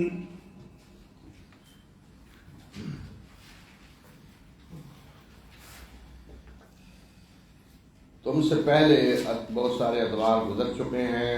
زمین میں چلو پھرو اور دیکھو کہ جھٹلانے والوں کا کیا انجام ہوا. یہ لوگوں کے لیے واضح بیان اور تنبیہ ہے اور ہدایت اور نصیحت ہے متقی لوگوں کے لیے. تم دل شکستہ نہ ہو اور غم نہ کرو, تم ہی غالب آؤ گے اگر تم مومن ہو. تو یہاں پہلے تو قریش کو بھی مخاطب کیا کہ پہلے دور بہت سارے گزر چکے ہیں, پہلے جو حالات گزرے ہیں. سنت کی جمع ہے, یعنی ایسے معاملات, ایسے ضابطے جو اللہ نے قوموں کے لیے رکھے ہیں. تو اس سے مراد پہلی ایسی قومیں گزر چکی ہیں, ایسے دور گزر چکے ہیں. تو دیکھ لو ان کے ساتھ کیا ہوا, جھٹلانے والوں کا کیا انجام ہوا. پھر بتایا کہ یہ جو کچھ ہم بتا رہے ہیں یہ واضح تنبیہ ہے لوگوں کے لیے اور متقی لوگوں کے لیے ہدایت اور نصیحت ہے. پھر مسلمانوں کو مخاطب کیا کہ دل شکستہ نہ ہو جاؤ, یعنی یہ جو شکست ہوئی تمہیں, اور غم نہ کرو, تم بھی غالب ہو اگر تم مومن ہو. اگر تمہیں آج چوٹ لگی ہے تو مخالف فریق کو بھی اسی طرح کی چوٹ لگ چکی ہے. یعنی بدر میں اتنی چوٹ انہیں بھی لگ چکی ہے. مسلمان یہاں 70 کے قریب شہید ہوئے عہد میں, تو 70 مشرک مارے گئے تھے, بڑے بڑے سردار ان کے بدر میں. اگر تمہیں چوٹ لگی ہے تو فریق مخالف کو بھی اسی طرح کی چوٹ لگ چکی ہے. اور یہ گردشی ایام ہے جس کو ہم لوگوں کے درمیان گردش دیتے رہتے ہیں تاکہ اللہ جان لے ان لوگوں کو جو ایمان لائے, اور اللہ تم میں سے کچھ کو شہادت کے مرتبے پہ فائز کرے, اور اللہ ظالموں کو پسند نہیں کرتا. تو شکست مسلمانوں کو ہوئی تھی, فتح شکست میں بدل گئی. تو یہ بتایا کہ یہ جو ہوا ہے, کبھی کسی کو فتح کبھی کسی کو شکست, فرمایا کہ یہ گردشی ایام ہے, یہ ہوتا رہتا ہے. اور یہ اس لیے ہوا ہے آج کہ تاکہ اللہ جان لے کہ حقیقت میں مومن کون ہے, اور تم میں سے کچھ لوگوں کو اللہ شہادت کے مرتبے پہ فائز کرے, اور تاکہ اللہ ایمان لانے والوں کو چھانٹ کر الگ کر دے اور کافروں کو وہ مٹا دے. اس طریقے سے جو شکست ہوئی آج, تو اس طریقے سے اللہ چھانٹ دے کہ سچے مومن کون ہیں, اور جو کفر میں ڈٹے ہوئے ہیں ان کو بھی چھانٹ کے اللہ الگ کرے اور پھر انہیں اللہ مٹا دے. کیا تم یہ سمجھتے ہو کہ تم ایسے ہی جنت میں داخل ہو جاؤ گے؟ ابھی تک تو اللہ نے یہ دیکھا ہی نہیں کہ کون ہے کہ تم میں سے کون ہے کہ جنہوں نے اس کے راستے میں جہاد کیا ہے, اور ابھی تو اس نے صبر کرنے والوں کو بھی دیکھنا ہے. یہ دیکھیں کن کو کہا جا رہا ہے, یہ جو مکہ میں 13 سال کی نلاج سے گزرے اور مدینہ میں بھی آ کر دیکھ لیں گے. تو کہا جا رہا ہے کہ کیا تم سمجھتے ہو کہ ایسے ہی جنت میں داخل ہو جاؤ گے؟ ایسے نہیں ہوگا. ابھی تو اللہ نے دیکھا ہی نہیں کہ حقیقت میں جہاد کرنے والے کون ہیں اور صبر کرنے والے کون ہیں. تو یہاں یہ اللہ تعالیٰ کا ضابطہ اور قانون ہے کہ اللہ جانتا ہے کون کیا کرے گا. پیدا ہو کر کسی نے کیا کرنا ہے اللہ جانتا ہے, لیکن اللہ کا قانون یہ ہے کہ اللہ اجر بھی اس کام کا دیتا ہے جو عملاً انسان کر گزرتا ہے, اور سزا بھی اس کی ملتی ہے جو عملاً انسان کرتا ہے برا کام. تو اس لیے یہاں یہ فرمایا کہ ابھی اللہ نے عملاً دیکھنا ہے. اللہ جو جانتا ہے کون کیا کرے گا, لیکن اس پہ اللہ نے معاملہ نہیں کرنا. ابھی تو عملاً اللہ نے دیکھنا ہے کہ کون ہے جنہوں نے حقیقت میں تم میں سے جہاد کیا ہے, اور کون ہے جو حقیقت میں صبر کرنے والے. اور تم تو موت کی تمنا کر رہے تھے, اور یہ اس وقت تھا کہ جب تم نے ابھی موت کو دیکھا نہیں تھا. تو لو اب موت تمہارے سامنے آ گئی ہے اور تم اسے اپنی آنکھوں سے دیکھ رہے ہو. مسلمانوں کو کہا کہ جنگ شروع ہونے سے پہلے تو موت کی تمنا کر رہے تھے, اور اب موت سامنے ہے, دیکھو کہ موت کیا ہوتی ہے. محمد صلی اللہ علیہ وسلم صرف اور صرف اللہ کے رسول ہیں. ان سے پہلے بھی رسول گزر چکے ہیں کہ اگر انہیں موت آ گئی یا وہ قتل کر دیے گئے تو تم الٹے پاؤں پھر جاؤ گے, اور جو الٹے پاؤں پھرے گا تو وہ اللہ کو کوئی بھی نقصان نہیں پہنچا سکے گا، اور اللہ شکر گزاروں کو ضرور بدلہ دے گا۔ تو اس جنگ میں جب مسلمانوں کو شکست ہوئی تو ایک مرحلہ آیا کہ افواہ پھیل گئی کہ رسول اللہ صلی اللہ علیہ وسلم قتل ہو گئے ہیں۔ دراصل حضرت مصعب بن عمیر رضی اللہ تعالیٰ عنہ شہید ہوئے، جو مسلمانوں کے علم بردار تھے، تو ان کی شکل رسول اللہ صلی اللہ علیہ وسلم سے بہت زیادہ ملتی تھی۔ تو جن مشرکوں نے انہیں دیکھا شہید ہوتے ہوئے تو انہوں نے کہہ دیا کہ میں جس شخص نے قتل کیا انہیں، تو انہیں جا کے اس نے کہہ دیا کہ میں محمد صلی اللہ علیہ وسلم کو، مشرک تو ظاہر محمد ہی کہتے تھے، انہوں نے اللہ کے رسول تو نہیں کہنا، تو انہوں نے کہا کہ اس نے کہا کہ میں نے محمد کو صلی اللہ علیہ وسلم قتل کر دیا۔ تو مشرکوں نے سب نے پروپیگنڈا شروع کر دیا کہ اللہ کے رسول قتل ہو گیا۔ تو مسلمانوں میں بھی افواہ پھیل گئی۔ تو اس سے مسلمانوں کی شکست جو ہے اس کا غم رنج اور زیادہ بڑھ گیا، اور زیادہ شکست زدہ ہو گئے مسلمان کہ اب تو اللہ کے رسول بھی شہید ہو گئے، قتل ہو گئے، اب لڑ کر کیا کرنا ہے۔ تو اس حالت میں مسلمانوں میں دو طرح کے لوگ تھے۔ ایک سوچ یہ پیدا ہوئی کہ اب لڑنے کا کیا فائدہ، جب اللہ کے رسول ہی شہید ہو گئے ہیں تو لڑنے کا کیا فائدہ۔ تو ایسے لوگ پھر میدان چھوڑ کر بھاگ گئے مدینہ کی طرف۔ دوسرے کچھ لوگ تھے جن پہ یہ اثر ہوا کہ اگر اللہ کے رسول شہید ہو گئے ہیں تو پھر ہم بھی اسی راستے میں لڑ کر شہید ہوں گے۔ ان میں اور زیادہ جوش و جذبہ آ گیا اور زیادہ جذبے سے وہ لڑے۔ تو اس موقع پہ پھر یہ آیت نازل ہوئی کہ محمد صلی اللہ علیہ وسلم تو اللہ کے رسول ہیں، تو ان سے پہلے رسول گزرے ہیں، تو اللہ کے رسول تو دنیا میں آتے ہیں اللہ کا پیغام پہنچانے کے لیے، اور پیغام پہنچا کر انہیں تو جانا ہے واپس۔ تو جس طرح پہلے رسول گئے ہیں اس طرح آپ بھی پیغام پہنچا کر جائیں گے۔ اب یہ ہے کہ آپ کس طرح جاتے ہیں، آپ کو تبھی موت آتی ہے یا آپ قتل کیے جاتے ہیں یعنی شہید ہوتے ہیں۔ تو جس صورت میں بھی آپ گئے تو کیا آپ کے جانے کے بعد تم لوگ الٹے پاؤں پھر جاؤ گے، دوبارہ جاہلیت کی طرف چلے جاؤ گے، پھر جاؤ گے اسلام سے؟ تو فرمایا کہ جو پھرے گا تو وہ اللہ کا کوئی کچھ نہیں بگاڑے گا، اپنا نقصان ہی کرے گا۔ تو جو شکر گزار ہیں ان کو فرمایا کہ اللہ ضرور بدلہ دے گا۔ تو یہی آیت حضرت ابو بکر رضی اللہ تعالیٰ عنہ نے رسول صلی اللہ علیہ وسلم کی وفات پہ پڑھی تھی۔ مسلمان اس قدر جذباتی ہو گئے کہ وہ ماننے کے لیے تیار نہیں تھے کہ اللہ کے رسول صلی اللہ علیہ وسلم وفات پا گئے ہیں۔ حضرت عمر جیسی ہستی یہ کہہ رہے تھے کہ جو یہ کہے گا کہ اللہ کے رسول وفات پا گئے ہیں تو میں اس کی گردن اڑا دوں گا، یعنی شدت جذبات سے یہ کیفیت تھی۔ تو پھر حضرت ابو بکر جب تشریف لائے تو حضرت ابو بکر نے تقریر کی اور یہ آیت پڑھی وما محمد الا رسول قد خلت من قبلہ الرسل۔ تو بعض صحابہ کہتے ہیں کہ ہمیں ایسے ہوا جیسے یہ آیت آج نازل ہوئی ہے، یعنی جذبات ایسے تھے کہ ذہن سے نکل گئی کہ یہ آیت کہ اللہ کے رسول صلی اللہ علیہ وسلم نے بھی وفات پانی، دنیا سے جانا ہے، یہ آیت نازل ہو چکی ہے۔ تو یہ آیت اس سلسلے میں نازل ہوئی۔ اور کسی شخص کی موت اللہ کے اذن کے بغیر نہیں آ سکتی، موت کا وقت مقرر ہے، اور جو دنیا کا بدلہ چاہتا ہے تو اسے ہمیں اسی دنیا میں سے دیں گے، اور جو آخرت کا بدلہ چاہتا ہے تو اسے ہم آخرت کا بدلہ دیں گے، اور ہم شکر گزاروں کو ضرور بدلہ دیں گے۔ تو یہ بتا دیا کہ موت اللہ کے اذن کے بغیر نہیں آ سکتی۔ یہ نہ سمجھو کہ جنگ میں کوئی گیا ہے تو موت آ گئی، موت اللہ کے اذن سے ہی آئے گی، اور ہر ایک کی موت کا وقت مقرر ہے۔ اور اگر کوئی دنیا چاہتا ہے تو اللہ دنیا دے گا، یعنی کوئی چاہتا ہے کہ جو کچھ وہ کر رہا ہے عمل اس کے فوائد نتائج دنیا میں اسے ملیں تو ہم دنیا میں دے دیں گے، تو ایسے شخص کو گویا کہ آخرت میں نہیں حصہ ملے گا۔ اور جو آخرت میں چاہے گا کہ جو کچھ وہ کر رہا ہے اس کے نتائج آخرت میں ملیں تو ہم اسے آخرت میں دیں گے۔ اور کتنے ہی نبی ایسے گزرے ہیں کہ جن کے ساتھ مل کر بہت سارے اللہ والوں نے جنگ کی تو نہ وہ دل شکستہ ہوئے، جو مصیبتیں انہیں اللہ کے راستے میں آئیں ان میں، اور نہ ان نے کمزوری دکھائی، اور نہ وہ دشمن کے آگے جھکے۔ اللہ صبر کرنے والوں کو پسند کرتا ہے۔ تو مسلمانوں کو بتایا کہ پہلے کتنے نبی گزرے ہیں کہ جن کے ساتھ مل کر ایمان لانے والوں نے، اللہ والوں نے دشمنوں سے جنگیں کی تو بڑی مصیبتیں ان پہ آئیں، نہ وہ دل شکستہ ہوئے، نہ انہوں نے کوئی ہمت ہاری، نہ کمزوری دکھائی، نہ دشمن کے آگے جھکے، تو صبر کرنے والے تھے۔ تو یہ تین چیزیں یہاں بتائی ہیں۔ پہلی چیز یہ کہ وہن کمزوری، وما وہنوا لما اصابهم بسم اللہ، پھر ضعف کمزوری، اور پھر استقامت۔ تو یہ تین مرحلے ہوتے ہیں۔ पहले ये होता है कि दिल में कमजोरी पैदा होती है, खौफ पैदा होता है, मौत के डर से आदमी के दिल में कमजोरी पैदा होती है, और उसके बाद आदमी अमली तौर पे कमजोरी जाहिर करता है, और तीसरे मरहले पे दुश्मन के आगे झुक जाता है। तो इब्तदा महन से होती है। रसूलुल्लाह सल्लल्लाहु अलैहि वसल्लम ने एक हदीस में फरमाया, इन हालात में जो आज हैं, एक वक्त आएगा कि तुम इस तरह हो जाओगे खसो खशाक की तरह, बिल्कुल तुम्हारी कोई हैसियत नहीं होगी दुनिया के अंदर।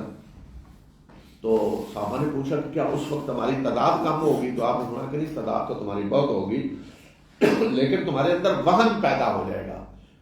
तो लोगों ने पूछा वहन क्या है? तो आपने फरमाया कि हुब्बुद दुनिया व कराहियतुल मौत, दुनिया की मोहब्बत और मौत का डर ये पैदा हो जाएगा। जब ये दुनिया की मोहब्बत पैदा हो जाए तो आदमी दिल शिकस्ता हो जाता है, डरता है मौत से। मौत का डर जो है वो दिल को कमजोर कर देता है, और उसके नतीजे में फिर आदमी अमली तौर पे भी तैयार नहीं होता लड़ने के लिए, और फिर दुश्मन के आगे झुक जाता है। तो ये फरमाया कि अल्लाह वाले पहले भी ऐसे गुजरे हैं जिन्होंने अल्लाह के रास्ते में जंगें की हैं, और इसके सिवा उनकी कोई दुआ नहीं थी कि उन्होंने ये दुआ की कि हमारे रब हमारे गुनाहों को बख्श दे, और हमारे इस काम में हमसे जो कमजोरी या कोताहियाँ हुई हैं उनसे दरगुजर फरमा, और हमें साबित कदमी अता फरमा, और दुश्मनों के मुकाबले में हमारी मदद फरमा।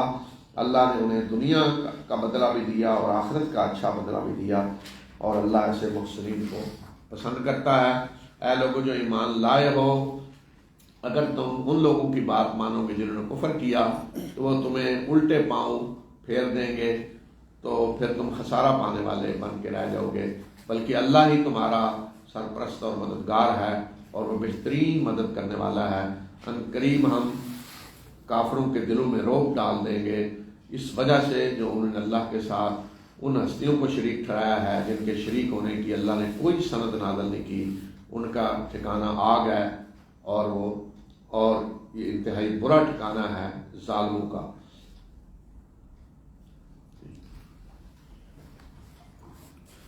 वलक़द सदक़कुमुल्लाहु वअदहु इज़ तहुस्सूनहुम बिइज़निहि हत्ता इज़ा फशिलतुम वतनाज़अतुम फिल अम्रि वअसयतुम मिन बअदि मा अराकुम मा तुहिब्बून मिनकुम मन युरीदु दुन्या व मिनकुम मन युरीदुल आखिरह थुम्मा सरफ़कुम अन्हुम लियब्तलियकुम वलक़द अफ़ा अन्कुम वल्लाहु ज़ू फ़ज़लिन अलल मुमिनीन إذ تصعدون ولا تلوون على أحد والرسول يدعوكم في أخراكم فأثابكم غما بغم لكي لا تحزنوا على ما فاتكم ولا ما أصابكم والله خبير بما تعملون ثم أنزل عليكم من بعد الغم أمنة نعاسا يغشى طائفة منكم وطائفة قد أهمتهم أنفسهم يظنون بالله غير الحق ظن الجاهلية يقولون هل لنا من الأمر من شيء قل إن الأمر كله لله يخفون في أنفسهم ما لا يبدون لك يقولون لو كان لنا من الأمر شيء ما قتلنا هاهنا قل لو كنتم في بيوتكم لبرز الذين كتب عليهم القتل إلى مضاجعهم وليبتلي الله ما في صدوركم وليمحص ما في قلوبكم والله عليم بذات الصدور إن الذين تولوا منكم يوم التقى الجمعان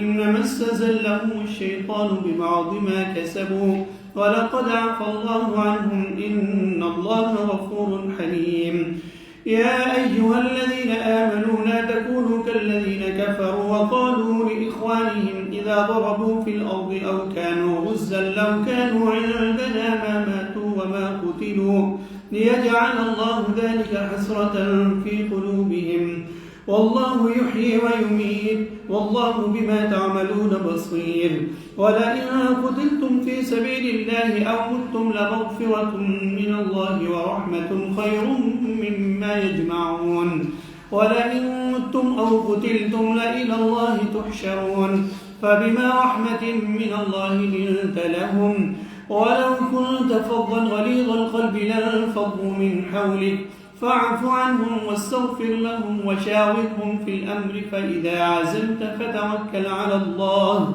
إن الله يحب المتوكلين إن ينصركم الله فلا غالب لكم وإن يخذلكم فمن ذا الذي ينصركم من بعده وعلى الله فليتوكل المؤمنون وما كان لنبي أن يغل ومن يغل يأت بما غل يوم القيامة ثم توفى كل نفس ما كسبت وهم لا يظلمون أفمن اتبع رضوان الله كمن باء بسخط من الله ومأواه جهنم وبئس المصير هم درجات عند الله والله بصير بما يعملون.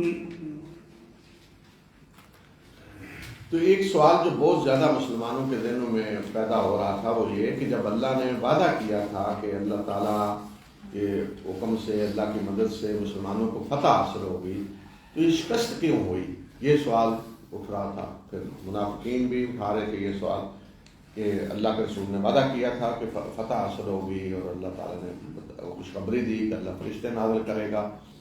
تو اس کا جواب اللہ تعالیٰ نے دیا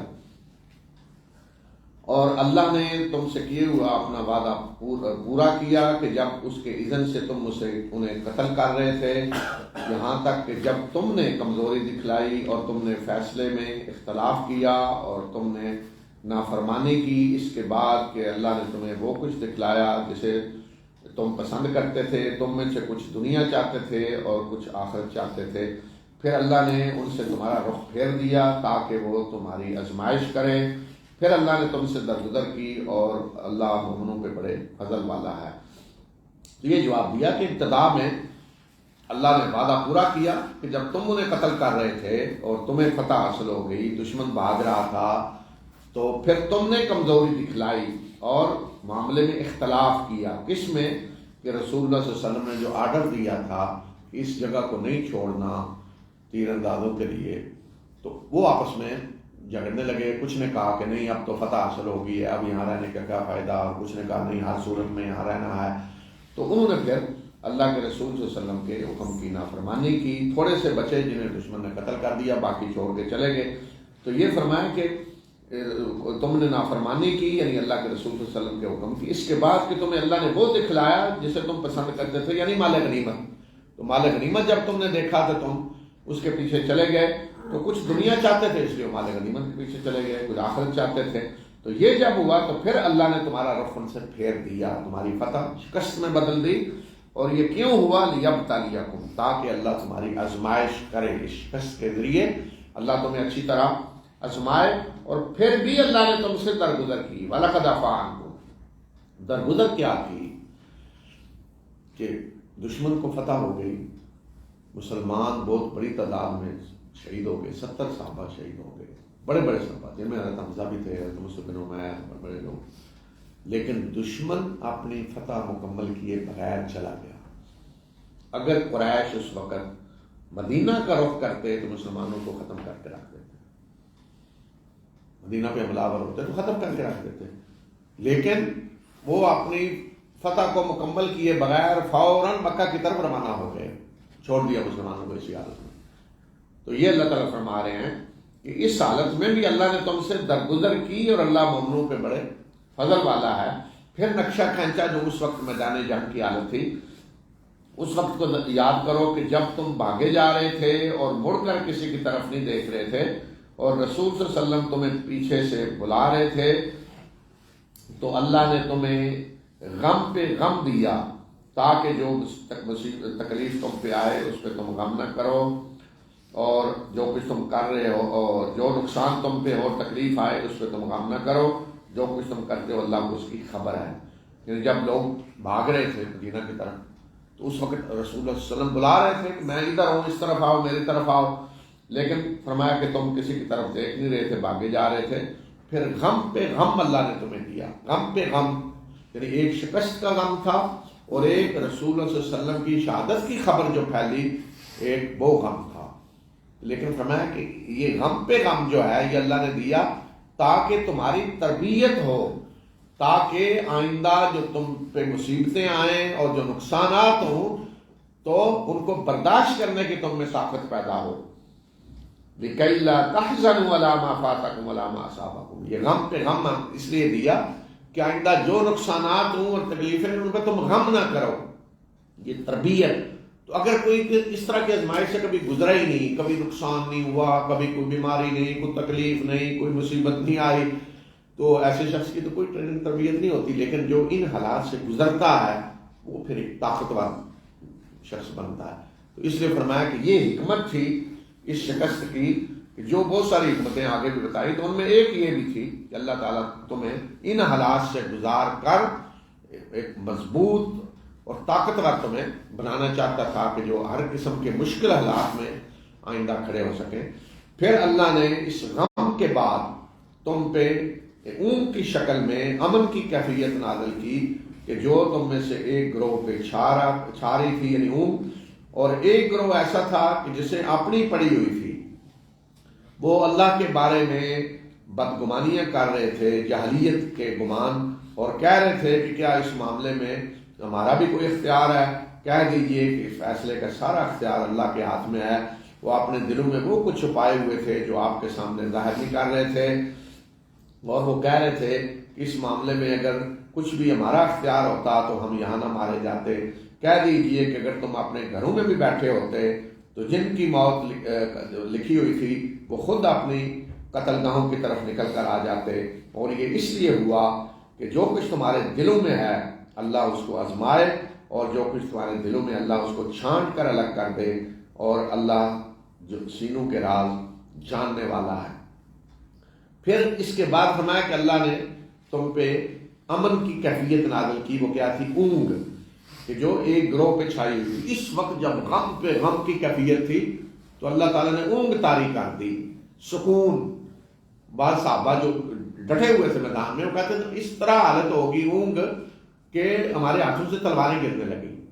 اب دیکھیں اونگ کب آتی ہے کہ جب آدمی بڑے سکون کی حالت میں ہو، اور خوف کی حالت ہو تو نیند نہیں آتی، اونگ کیسے آئے گی؟ سوال ہی نہیں پیدا. تو اللہ تعالیٰ نے وہ سکون نازل کر دیا اونگ کی شکل میں ایک گروہ پہ جو ڈٹا ہوا تھا.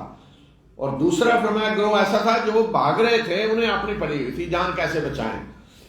تو وہ فرمایا اللہ کے بارے میں جہلیت والے گمان کر رہے تھے کہ اللہ نے تو وعدہ کیا تھا، تو دیکھیں وعدہ پورا نہیں ہوا، گویا کہ وہ شک میں پڑے ہوئے ہیں. اب تو وہ کہہ رہے تھے کہ ہماری بات نہیں مانی گئی، اگر ہماری بات مانی جاتی تو یہاں ہم قتل نہ ہوتے. گویا کہ وہ یہ کہنا چاہ رہے تھے کہ یہ جو باہر نکل کے لڑنے کا فیصلہ ہوا یہ صحیح نہیں ہوا، اگر اندر رہ کر لڑتے تو یہ نتائج نہ نکلتے. تو فرمایا کہ وہ اپنے اندر وہ کچھ چھپا رہے تھے جو آپ کے سامنے ظاہر نہیں کرنا چاہتے تھے، اور وہ کہہ رہے تھے کہ ہم یہاں قتل نہ ہوتے اگر ہماری بات مانی جاتی. تو فرمایا کہ اگر گھروں میں بھی بیٹھے ہوتے نا تو جہاں موت آئی تھی وہاں نکل کر آ جاتے. یعنی موت اس لیے نہیں آئی کہ وہ میدان جنگ میں آئے تھے، موت اپنے وقت پہ آتی ہے. تو اس طرح یہ جو لوگ یہ سمجھتے ہیں نا فلاں آدمی وہ سفر میں گیا تو موت آ گئی، فلاں جگہ گیا اگر نہ جاتا تو موت نہ آتی. موت کسی بیماری کی وجہ سے نہیں آتی، کسی حادثے کی وجہ سے نہیں آتی، موت اپنے وقت پہ آتی ہے. جب موت کا وقت نہیں آیا تو کوئی بیماری موت نہیں لا سکتی، اور موت کا وقت نہیں آیا تو کوئی حادثہ موت نہیں لا سکتا. موت خود ان چیزوں کو لے کے آتی ہے، بیماریاں اور حادثے. خود بخود آدمی اس طرف چلا جاتا ہے، موت کی طرف خود چلا جاتا ہے. تو پھر یہ بتایا کہ یہ سارا کچھ جو ہوا تاکہ جو کچھ ہمارے دلوں میں ہے اس کو اللہ چھانٹ کر نکالے، اندر جو کچھ ہے نکلے، پتہ چلے کسی کے دل میں کیا ہے، اور اللہ سینے کے راز جانتا ہے. پھر بتایا کہ جو آج بھاگے ہیں میدان جنگ سے تو اس کی وجہ کیا ہے؟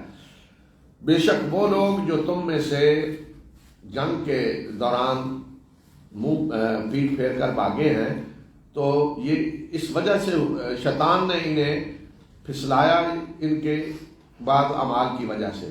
اللہ نے ان سے درگزر کیا، اللہ بخشنے والا بردبار ہے. یعنی ان کی پہلے کی کچھ کمزوریاں تھیں جن کی وجہ سے آج شیطان نے انہیں پھسلا دیا ہے.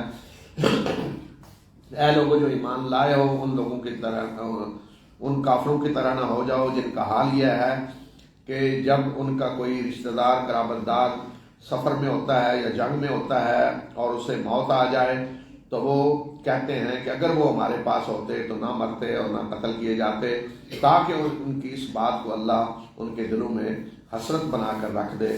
اللہ ہی ہے جو زندگی بھی دیتا ہے اور موت بھی دیتا ہے، اور جو کچھ تم کرتے ہو اللہ اسے دیکھ رہا ہے۔ یہ فرمایا کافرانہ باتیں نہ کرو، اس طرح کے کافروں کا حال ہے کہ اگر ان کا کوئی رشتہ دار قرابت دار کسی سفر میں گیا مر گیا تو کہیں گے جی نہ جاتا سفر میں تو نہ مرتا، یا جنگ میں گیا مر گیا قتل ہو گیا تو کہیں جی جنگ میں نہ جاتا تو نہ مرتا۔ فرمایا یہ کافرانہ باتیں ہیں، اس لیے کہ موت اپنے وقت پہ آتی ہے، موت اس وجہ سے نہیں آتی۔ تو فرمایا کہ زندگی اور موت اللہ کے ہاتھ میں ہے، جو کچھ تم کر رہے ہو اللہ ان سے دیکھ رہا ہے، اور اگر تم اللہ کے راستے میں قتل کیے گئے یا تمہیں موت آئی تو اللہ کی طرف سے جو مغفرت اور رحمت تمہیں ملنے والی ہے وہ بہتر ہے اس سے جو یہ لوگ جمع کر رہے ہیں۔ یعنی اگر تمہیں موت آتی ہے اللہ کے راستے میں تو اس سے بہتر کیا چیز ہے؟ باقی جو زندہ رہ کر جو جمع کر رہے ہیں دنیا، اس سے بہتر ہے جو تمہیں مغفرت اور رحمت مل رہی ہے۔ اور اگر تمہیں موت آئے یا قتل کیے جاؤ تو اللہ ہی کی طرف تو پلٹا کر تمہیں لایا جائے گا۔ موت آئے گی عام، تبھی موت تو اللہ ہی کے پاس جانا ہے۔ تو اگر اللہ کے راستے میں قتل ہو کر جا رہے ہو تو پھر کیا شان ہے، کتنے درجے سے تم جا رہے ہو۔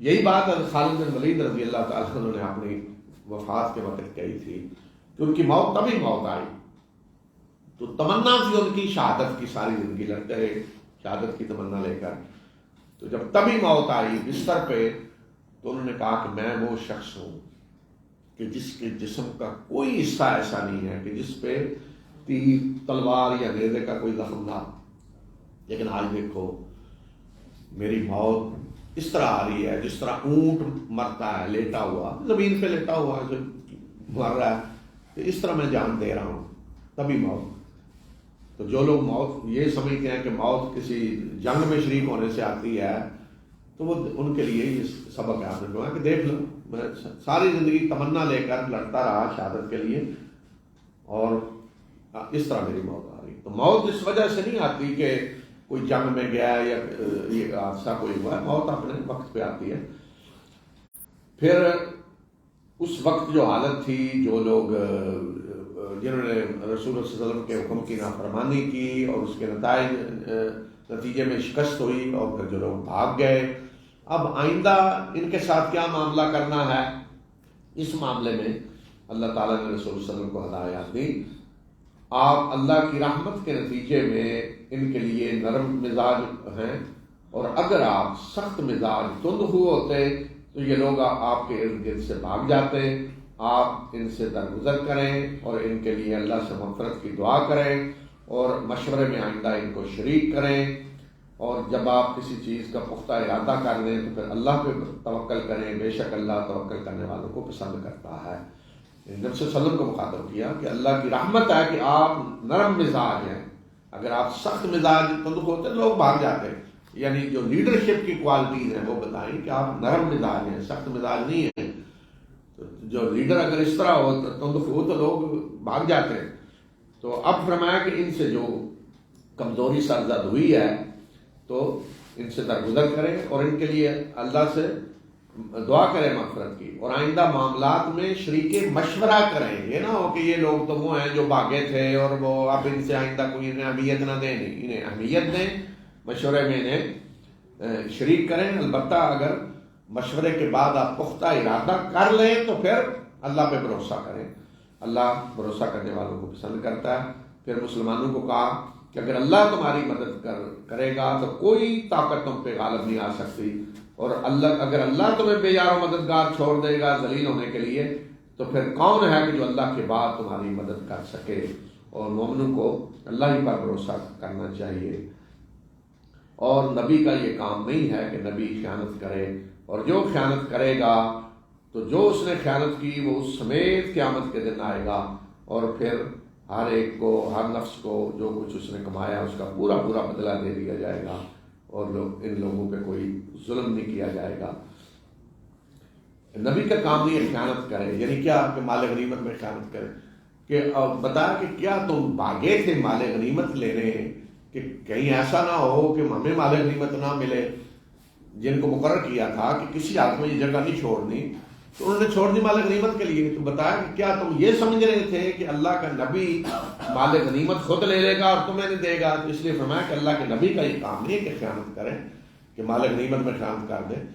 تو اگر کوئی ایسا کرتا ہے، ایسی خیانت مال غنیمت میں، تو پھر وہ قیامت کے دن آئے گا اس طرح کہ جو کچھ کیا ہے وہ ساتھ ہو. خیانت ہر کوئی اپنی خیانت لے کے آئے گا. جو خیانت کسی نے کی، کیا وہ شخص جو اللہ کی رضا کی پیروی کر رہا ہے وہ اس شخص کی طرح ہو جائے گا کہ جو اللہ کے ناراضگی میں مبتلا ہے؟ اور ایسے شخص کا ٹھکانہ جہنم ہے، اور وہ انتہائی برا ٹھکانہ ہے.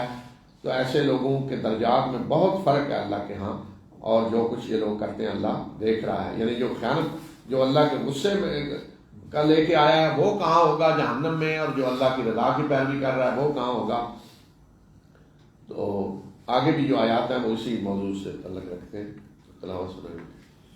لقد من الله على المؤمنين إذ بعث فيهم رسولا من أنفسهم يتلو عليهم آياته ويزكيهم ويعلمهم الكتاب والحكمة وإن كانوا من قبل لفي ضلال مبين. أولما أصابتكم مصيبة قد أصبتم مثليها قلتم أن هذا قل هو من عند أنفسكم إن الله على كل شيء قدير. وما أصابكم يوم التقى الجمعان فبإذن الله وليعلم المؤمنين وليعلم الذين نافقوا. وقيل لهم تعالوا قاتلوا في سبيل الله أو ادفعوا قالوا لو نعلم قتالا لاتبعناكم هم بالكفر يومئذ أقرب منهم للإيمان يقولون بأفواههم ما ليس في قلوبهم والله أعلم بما يكتمون. الذين قالوا لإخوانهم وقعدوا لو أطاعونا ما قتلوا قل فادرءوا عن أنفسكم الموت إن كنتم صادقين. ولا تحسبن الذين قتلوا في سبيل الله أمواتا بل أحياء عند ربهم يرزقون فرحين بما آتاهم الله من فضله ويستبشرون بالذين لم يلحقوا بهم من خلفهم ألا خوف عليهم ولا هم يحزنون يستبشرون بنعمة من الله وفضل وأن الله لا يضيع أجر المؤمنين. الذين استجابوا لله والرسول من بعد ما أصابهم القرح للذين أحسنوا منهم واتقوا أجر عظيم. الذين قال لهم الناس إن الناس قد جمعوا لكم فاخشوهم فزادهم إيمانا وقالوا حسبنا الله ونعم الوكيل. فانقلبوا بنعمة من الله وفضل لم يمسسهم سوء واتبعوا رضوان الله والله ذو فضل عظيم. إنما ذلكم الشيطان يخوف أولياءه فلا تخافوهم وخافون إن كنتم مؤمنين. یقیناً اللہ نے مومنوں پہ بڑا احسان کیا جب اس نے ان کے اندر انہی میں سے ایک رسول مبعوث کیا جو انہیں اس کی آیات سناتا ہے اور انہیں پاک کرتا ہے اور انہیں کتاب اور حکمت کی تعلیم دیتا ہے اگرچہ وہ اس سے پہلے واضح گمراہی میں مبتلا تھے. تو مسلمانوں کو بتایا کہ دیکھو کتنا بڑا فضل احسان ہے اللہ کا تم پہ کہ اللہ نے تمہارے اندر تمہیں میں سے رسول بھیجا ہے. تمہیں اللہ موقع دے رہا ہے کہ اللہ کے رسول تمہیں آیات اللہ کے سنا رہے ہیں، تمہیں پاک کر رہے ہیں، کتاب و حکمت کی تعلیم دے رہے ہیں. تو اللہ کے اس احسان کو یاد رکھو. تو اس کے لیے تمہیں قربانیاں دینی ہوں گی، اللہ کے راستے میں جدوجہد کرنی ہوگی، آزمائشوں سے گزرنا پڑے گا. تو انہی میں سے یہ آزمائش ہے جو عہد میں پیش آئی. تمہارا کیا حال ہے کہ جب تم پہ ایک مصیبت آئی اور تم اس سے دگنا نقصان دشمن کو پہنچا چکے ہو تو تم کہتے ہو کہ یہ کہاں سے آ گئی؟ کہہ دیجئے کہ یہ تمہارے اپنی وجہ سے ہے، تمہارے اپنے اندر سے ہے. بے شک اللہ ہر چیز پہ قدرت رکھنے والا ہے. اور جنگ کے دن جو مصیبت تم پہ آئی وہ اللہ کے اذن سے ہے، اور یہ اس لیے ہوا تاکہ اللہ مومنوں کو بھی جان لے اور اللہ ان لوگوں کو بھی جان لے جنہوں نے منافقت کی ہے اور جن کو کہا گیا کہ آؤ اللہ کے راستے میں لڑو یا دفاع ہی کرو. تو انہوں نے کہا کہ اگر ہم جانتے کہ جنگ ہوگی تو ہم ضرور تمہارے ساتھ چلتے. جب وہ یہ بات کہہ رہے تھے تو اس روز وہ ایمان کے مقابلے میں کفر کے زیادہ قریب تھے. وہ اپنے منہ سے وہ کچھ کہہ رہے ہیں جو ان کے دلوں میں نہیں ہے، اور جو کچھ وہ چھپا رہے ہیں اللہ اسے جانتا ہے. یہ وہ لوگ ہیں جو اپنے بھائی بندوں سے یہ وہ لوگ ہیں کہ وہ خود تو بیٹھے ہوئے ہیں اور وہ اپنے بھائیوں سے کہہ رہے ہیں کہ اگر یہ ہماری بات مانتے تو یہ قتل نہ کیے جاتے. کہہ دیجئے کہ اگر تم اپنی اس بات میں سچے ہو تو جب تمہاری موت آئے تو اسے ٹال کر دکھاؤ. اور جو لوگ اللہ کے راستے میں قتل کیے گئے ہیں انہیں مردہ نہ سمجھو، بلکہ وہ اپنے رب کے ہاں زندہ ہیں، انہیں رزق دیا جا رہا ہے. جو کچھ اللہ نے اپنے فضل سے انہیں عطا کیا ہے اس پہ وہ بڑے خوش ہیں، اور وہ اپنے ان بھائی بندوں کو مومنوں کو خوشخبری دے رہے ہیں جو ان کے پیچھے ہیں، جو ابھی تک ان سے نہیں ملے، کہ انہیں کوئی خوف نہیں ہوگا اور نہ وہ غمگین ہوں گے. اور وہ اللہ کی نعمت اور اس کے فضل کی خوشخبری دے رہے ہیں، اور اس بات کی کہ اللہ مومنوں کے اجر کو ضائع نہیں کرے گا. یہ وہ لوگ ہیں کہ جنہوں نے اللہ اور رسول کی دعوت پہ لبیک کہا اس کے بعد کہ انہیں زخم لگ چکا تھا. ان میں سے جنہوں نے بہترین عمل کیا اور تقوی اختیار کیا ان کے لیے بہت بڑا اجر ہے. یہ وہ لوگ ہیں کہ لوگوں نے انہیں کہا کہ لوگ تمہارے لیے جمع ہو رہے ہیں، ان سے ڈرو. تو اس بات نے ان کے ایمان کو اور زیادہ بڑھا دیا، اور انہوں نے کہا کہ ہمیں اللہ کافی ہے اور وہ بہترین کارساز ہے. تو وہ اللہ کی نعمت اور اس کا فضل لے کر اس طرح لوٹے کہ انہیں کوئی تکلیف نہ پہنچی، اور انہوں نے اللہ کی رضا کی پیروی کی، اور اللہ بہت بڑے فضل والا ہے. تو یہ شیطان تھا جو تمہیں اپنے دوستوں سے ڈرا رہا تھا، تو تم ان سے نہ ڈرو، مجھ سے ڈرو اگر تم مومن ہو. تو یہ بار بار جو سوال اٹھ رہا تھا کہ یہ ہمیں شکست کیوں ہوئی اور اتنا نقصان کیوں ہوا، تو فرمایا کہ کیا حال ہے تمہارا کہ یہ مصیبت تم پہ جو آئی یعنی نقصان ہوا تو تم کہہ رہے ہو کیوں؟ تو اس سے دگنا نقصان تم دشمن کو پہنچا چکے ہو. 70 آدمی بدر میں تم نے ان کے قتل کیے، 70 قیدی بنا کے لے آئے، ڈبل نقصان. تو تم کہتے ہو یہ کیوں ہوا؟ فرمایا یہ تمہارے اپنے اندر سے ہے. قل ہوا من عند انفسکم، یعنی تمہاری اپنی غلطی کا نتیجہ ہے. جو تیر اندازوں نے غلطی کی، ڈسپلن کی خلاف ورزی کی، رسول اللہ صلی اللہ علیہ وسلم کے حکم کی خلاف ورزی کی، یعنی کمانڈر کا حکم نہیں مانا، تو اس کا نتیجہ نکلا. تو فرمایا یہ تمہارے اپنے اندر سے ہے، تمہاری اپنی غلطی کا نتیجہ ہے. لیکن اگلی آیت میں فرمایا کہ جو جنگ کے دن تمہیں نقصان ہوا، مصیبت آئی، وہ اللہ کے اذن سے ہے. یہ ہے چیز سمجھنے کی جسے ضرورت ہے کہ جو مصیبتیں انسان پہ آتی ہیں، جو نقصانات ہوتے ہیں، ان میں انسان کا اپنا عمل دخل ہوتا ہے، انسان کی اپنی غلطیوں کا نتیجہ نکلتا ہے. لیکن ساتھ اللہ کی پرمیشن ضروری ہے. اللہ کی پرمیشن ہوگی تو نتیجہ نکلے گا غلطی کا. اللہ کے اذن نہیں ہے، پرمیشن نہیں ہے تو نتیجہ نہیں نکلے گا. مثلا ایک آدمی کہیں چھلانگ لگاتا ہے دوسری منزل سے تو اس کی ٹانگیں ٹوٹنی چاہیے، یہی نتیجہ نکلنا چاہیے نا. اگر اللہ کا اذن ہے تو نتیجہ نکلے گا. اللہ کا اذن نہیں ہے، موت نہیں آئی، کوئی نقصان نہیں پہنچنا، تو ٹھیک ٹھاک کچھ بھی نہیں ہوگا.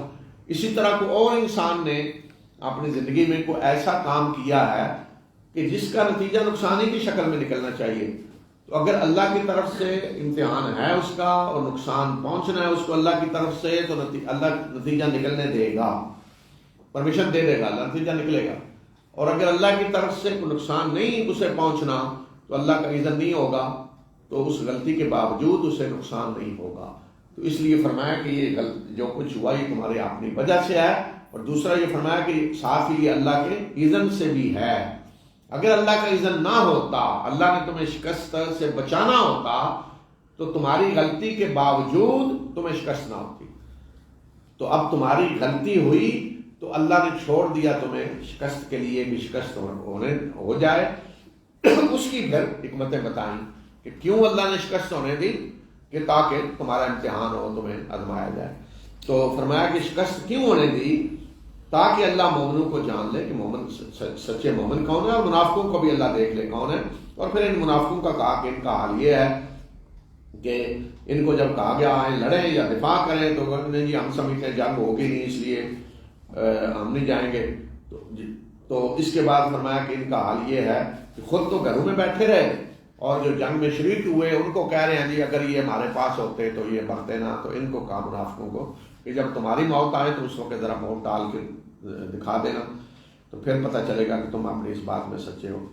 پھر مسلمانوں کو بتایا کہ جو اللہ کے راستے میں مارے گئے ہیں وہ انہیں مردہ نہ کہو، اللہ کے ہاں زندہ ہیں، اصل زندگی حقیقی انہیں ملی ہے اور انہیں وہاں رزق دیا جا رہا ہے، بڑے خوش ہیں جو کچھ اللہ نے انہیں دیا ہے، اور جو پیچھے ہیں ان کو بھی خوشخبری دے رہے ہیں، جو ابھی ان سے نہیں ملے، ان کے رشتہ دار مومن پیچھے، ان کو بھی پیغام بھیج رہے ہیں کہ کوئی خوف اور غم نہیں، اس راستے پہ آؤ، کوئی خوف اور غم نہیں ہے، اور اللہ کی نعمتوں اور فضل کی خوشخبری دے رہے ہیں، اور پیچھے والوں کو بھی بتا رہے ہیں کہ اللہ مومنوں کے اجر کو ضائع نہیں کرتا۔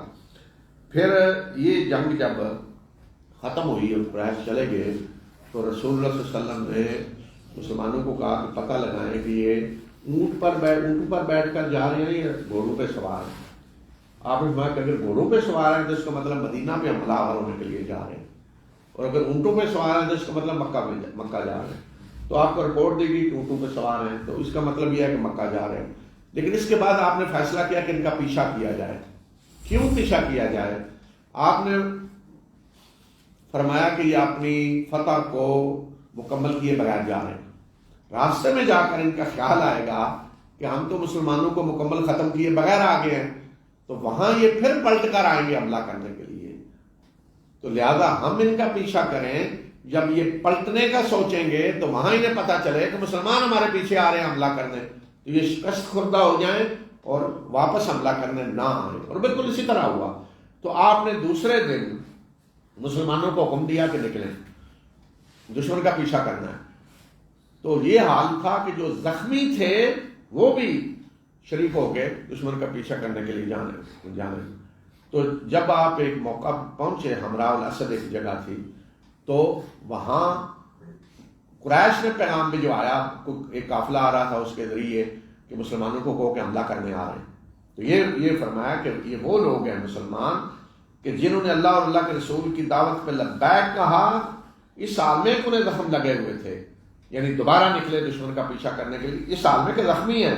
اور پھر فرمایا کہ یہ وہ لوگ ہیں کہ جن کو ڈرایا، قریش نے پیغام بھیجا کہ وہ آ رہے ہیں حملہ کرنے اور ان سے ڈرو، تو اس سے ان کا ایمان اور زیادہ بڑھ گیا۔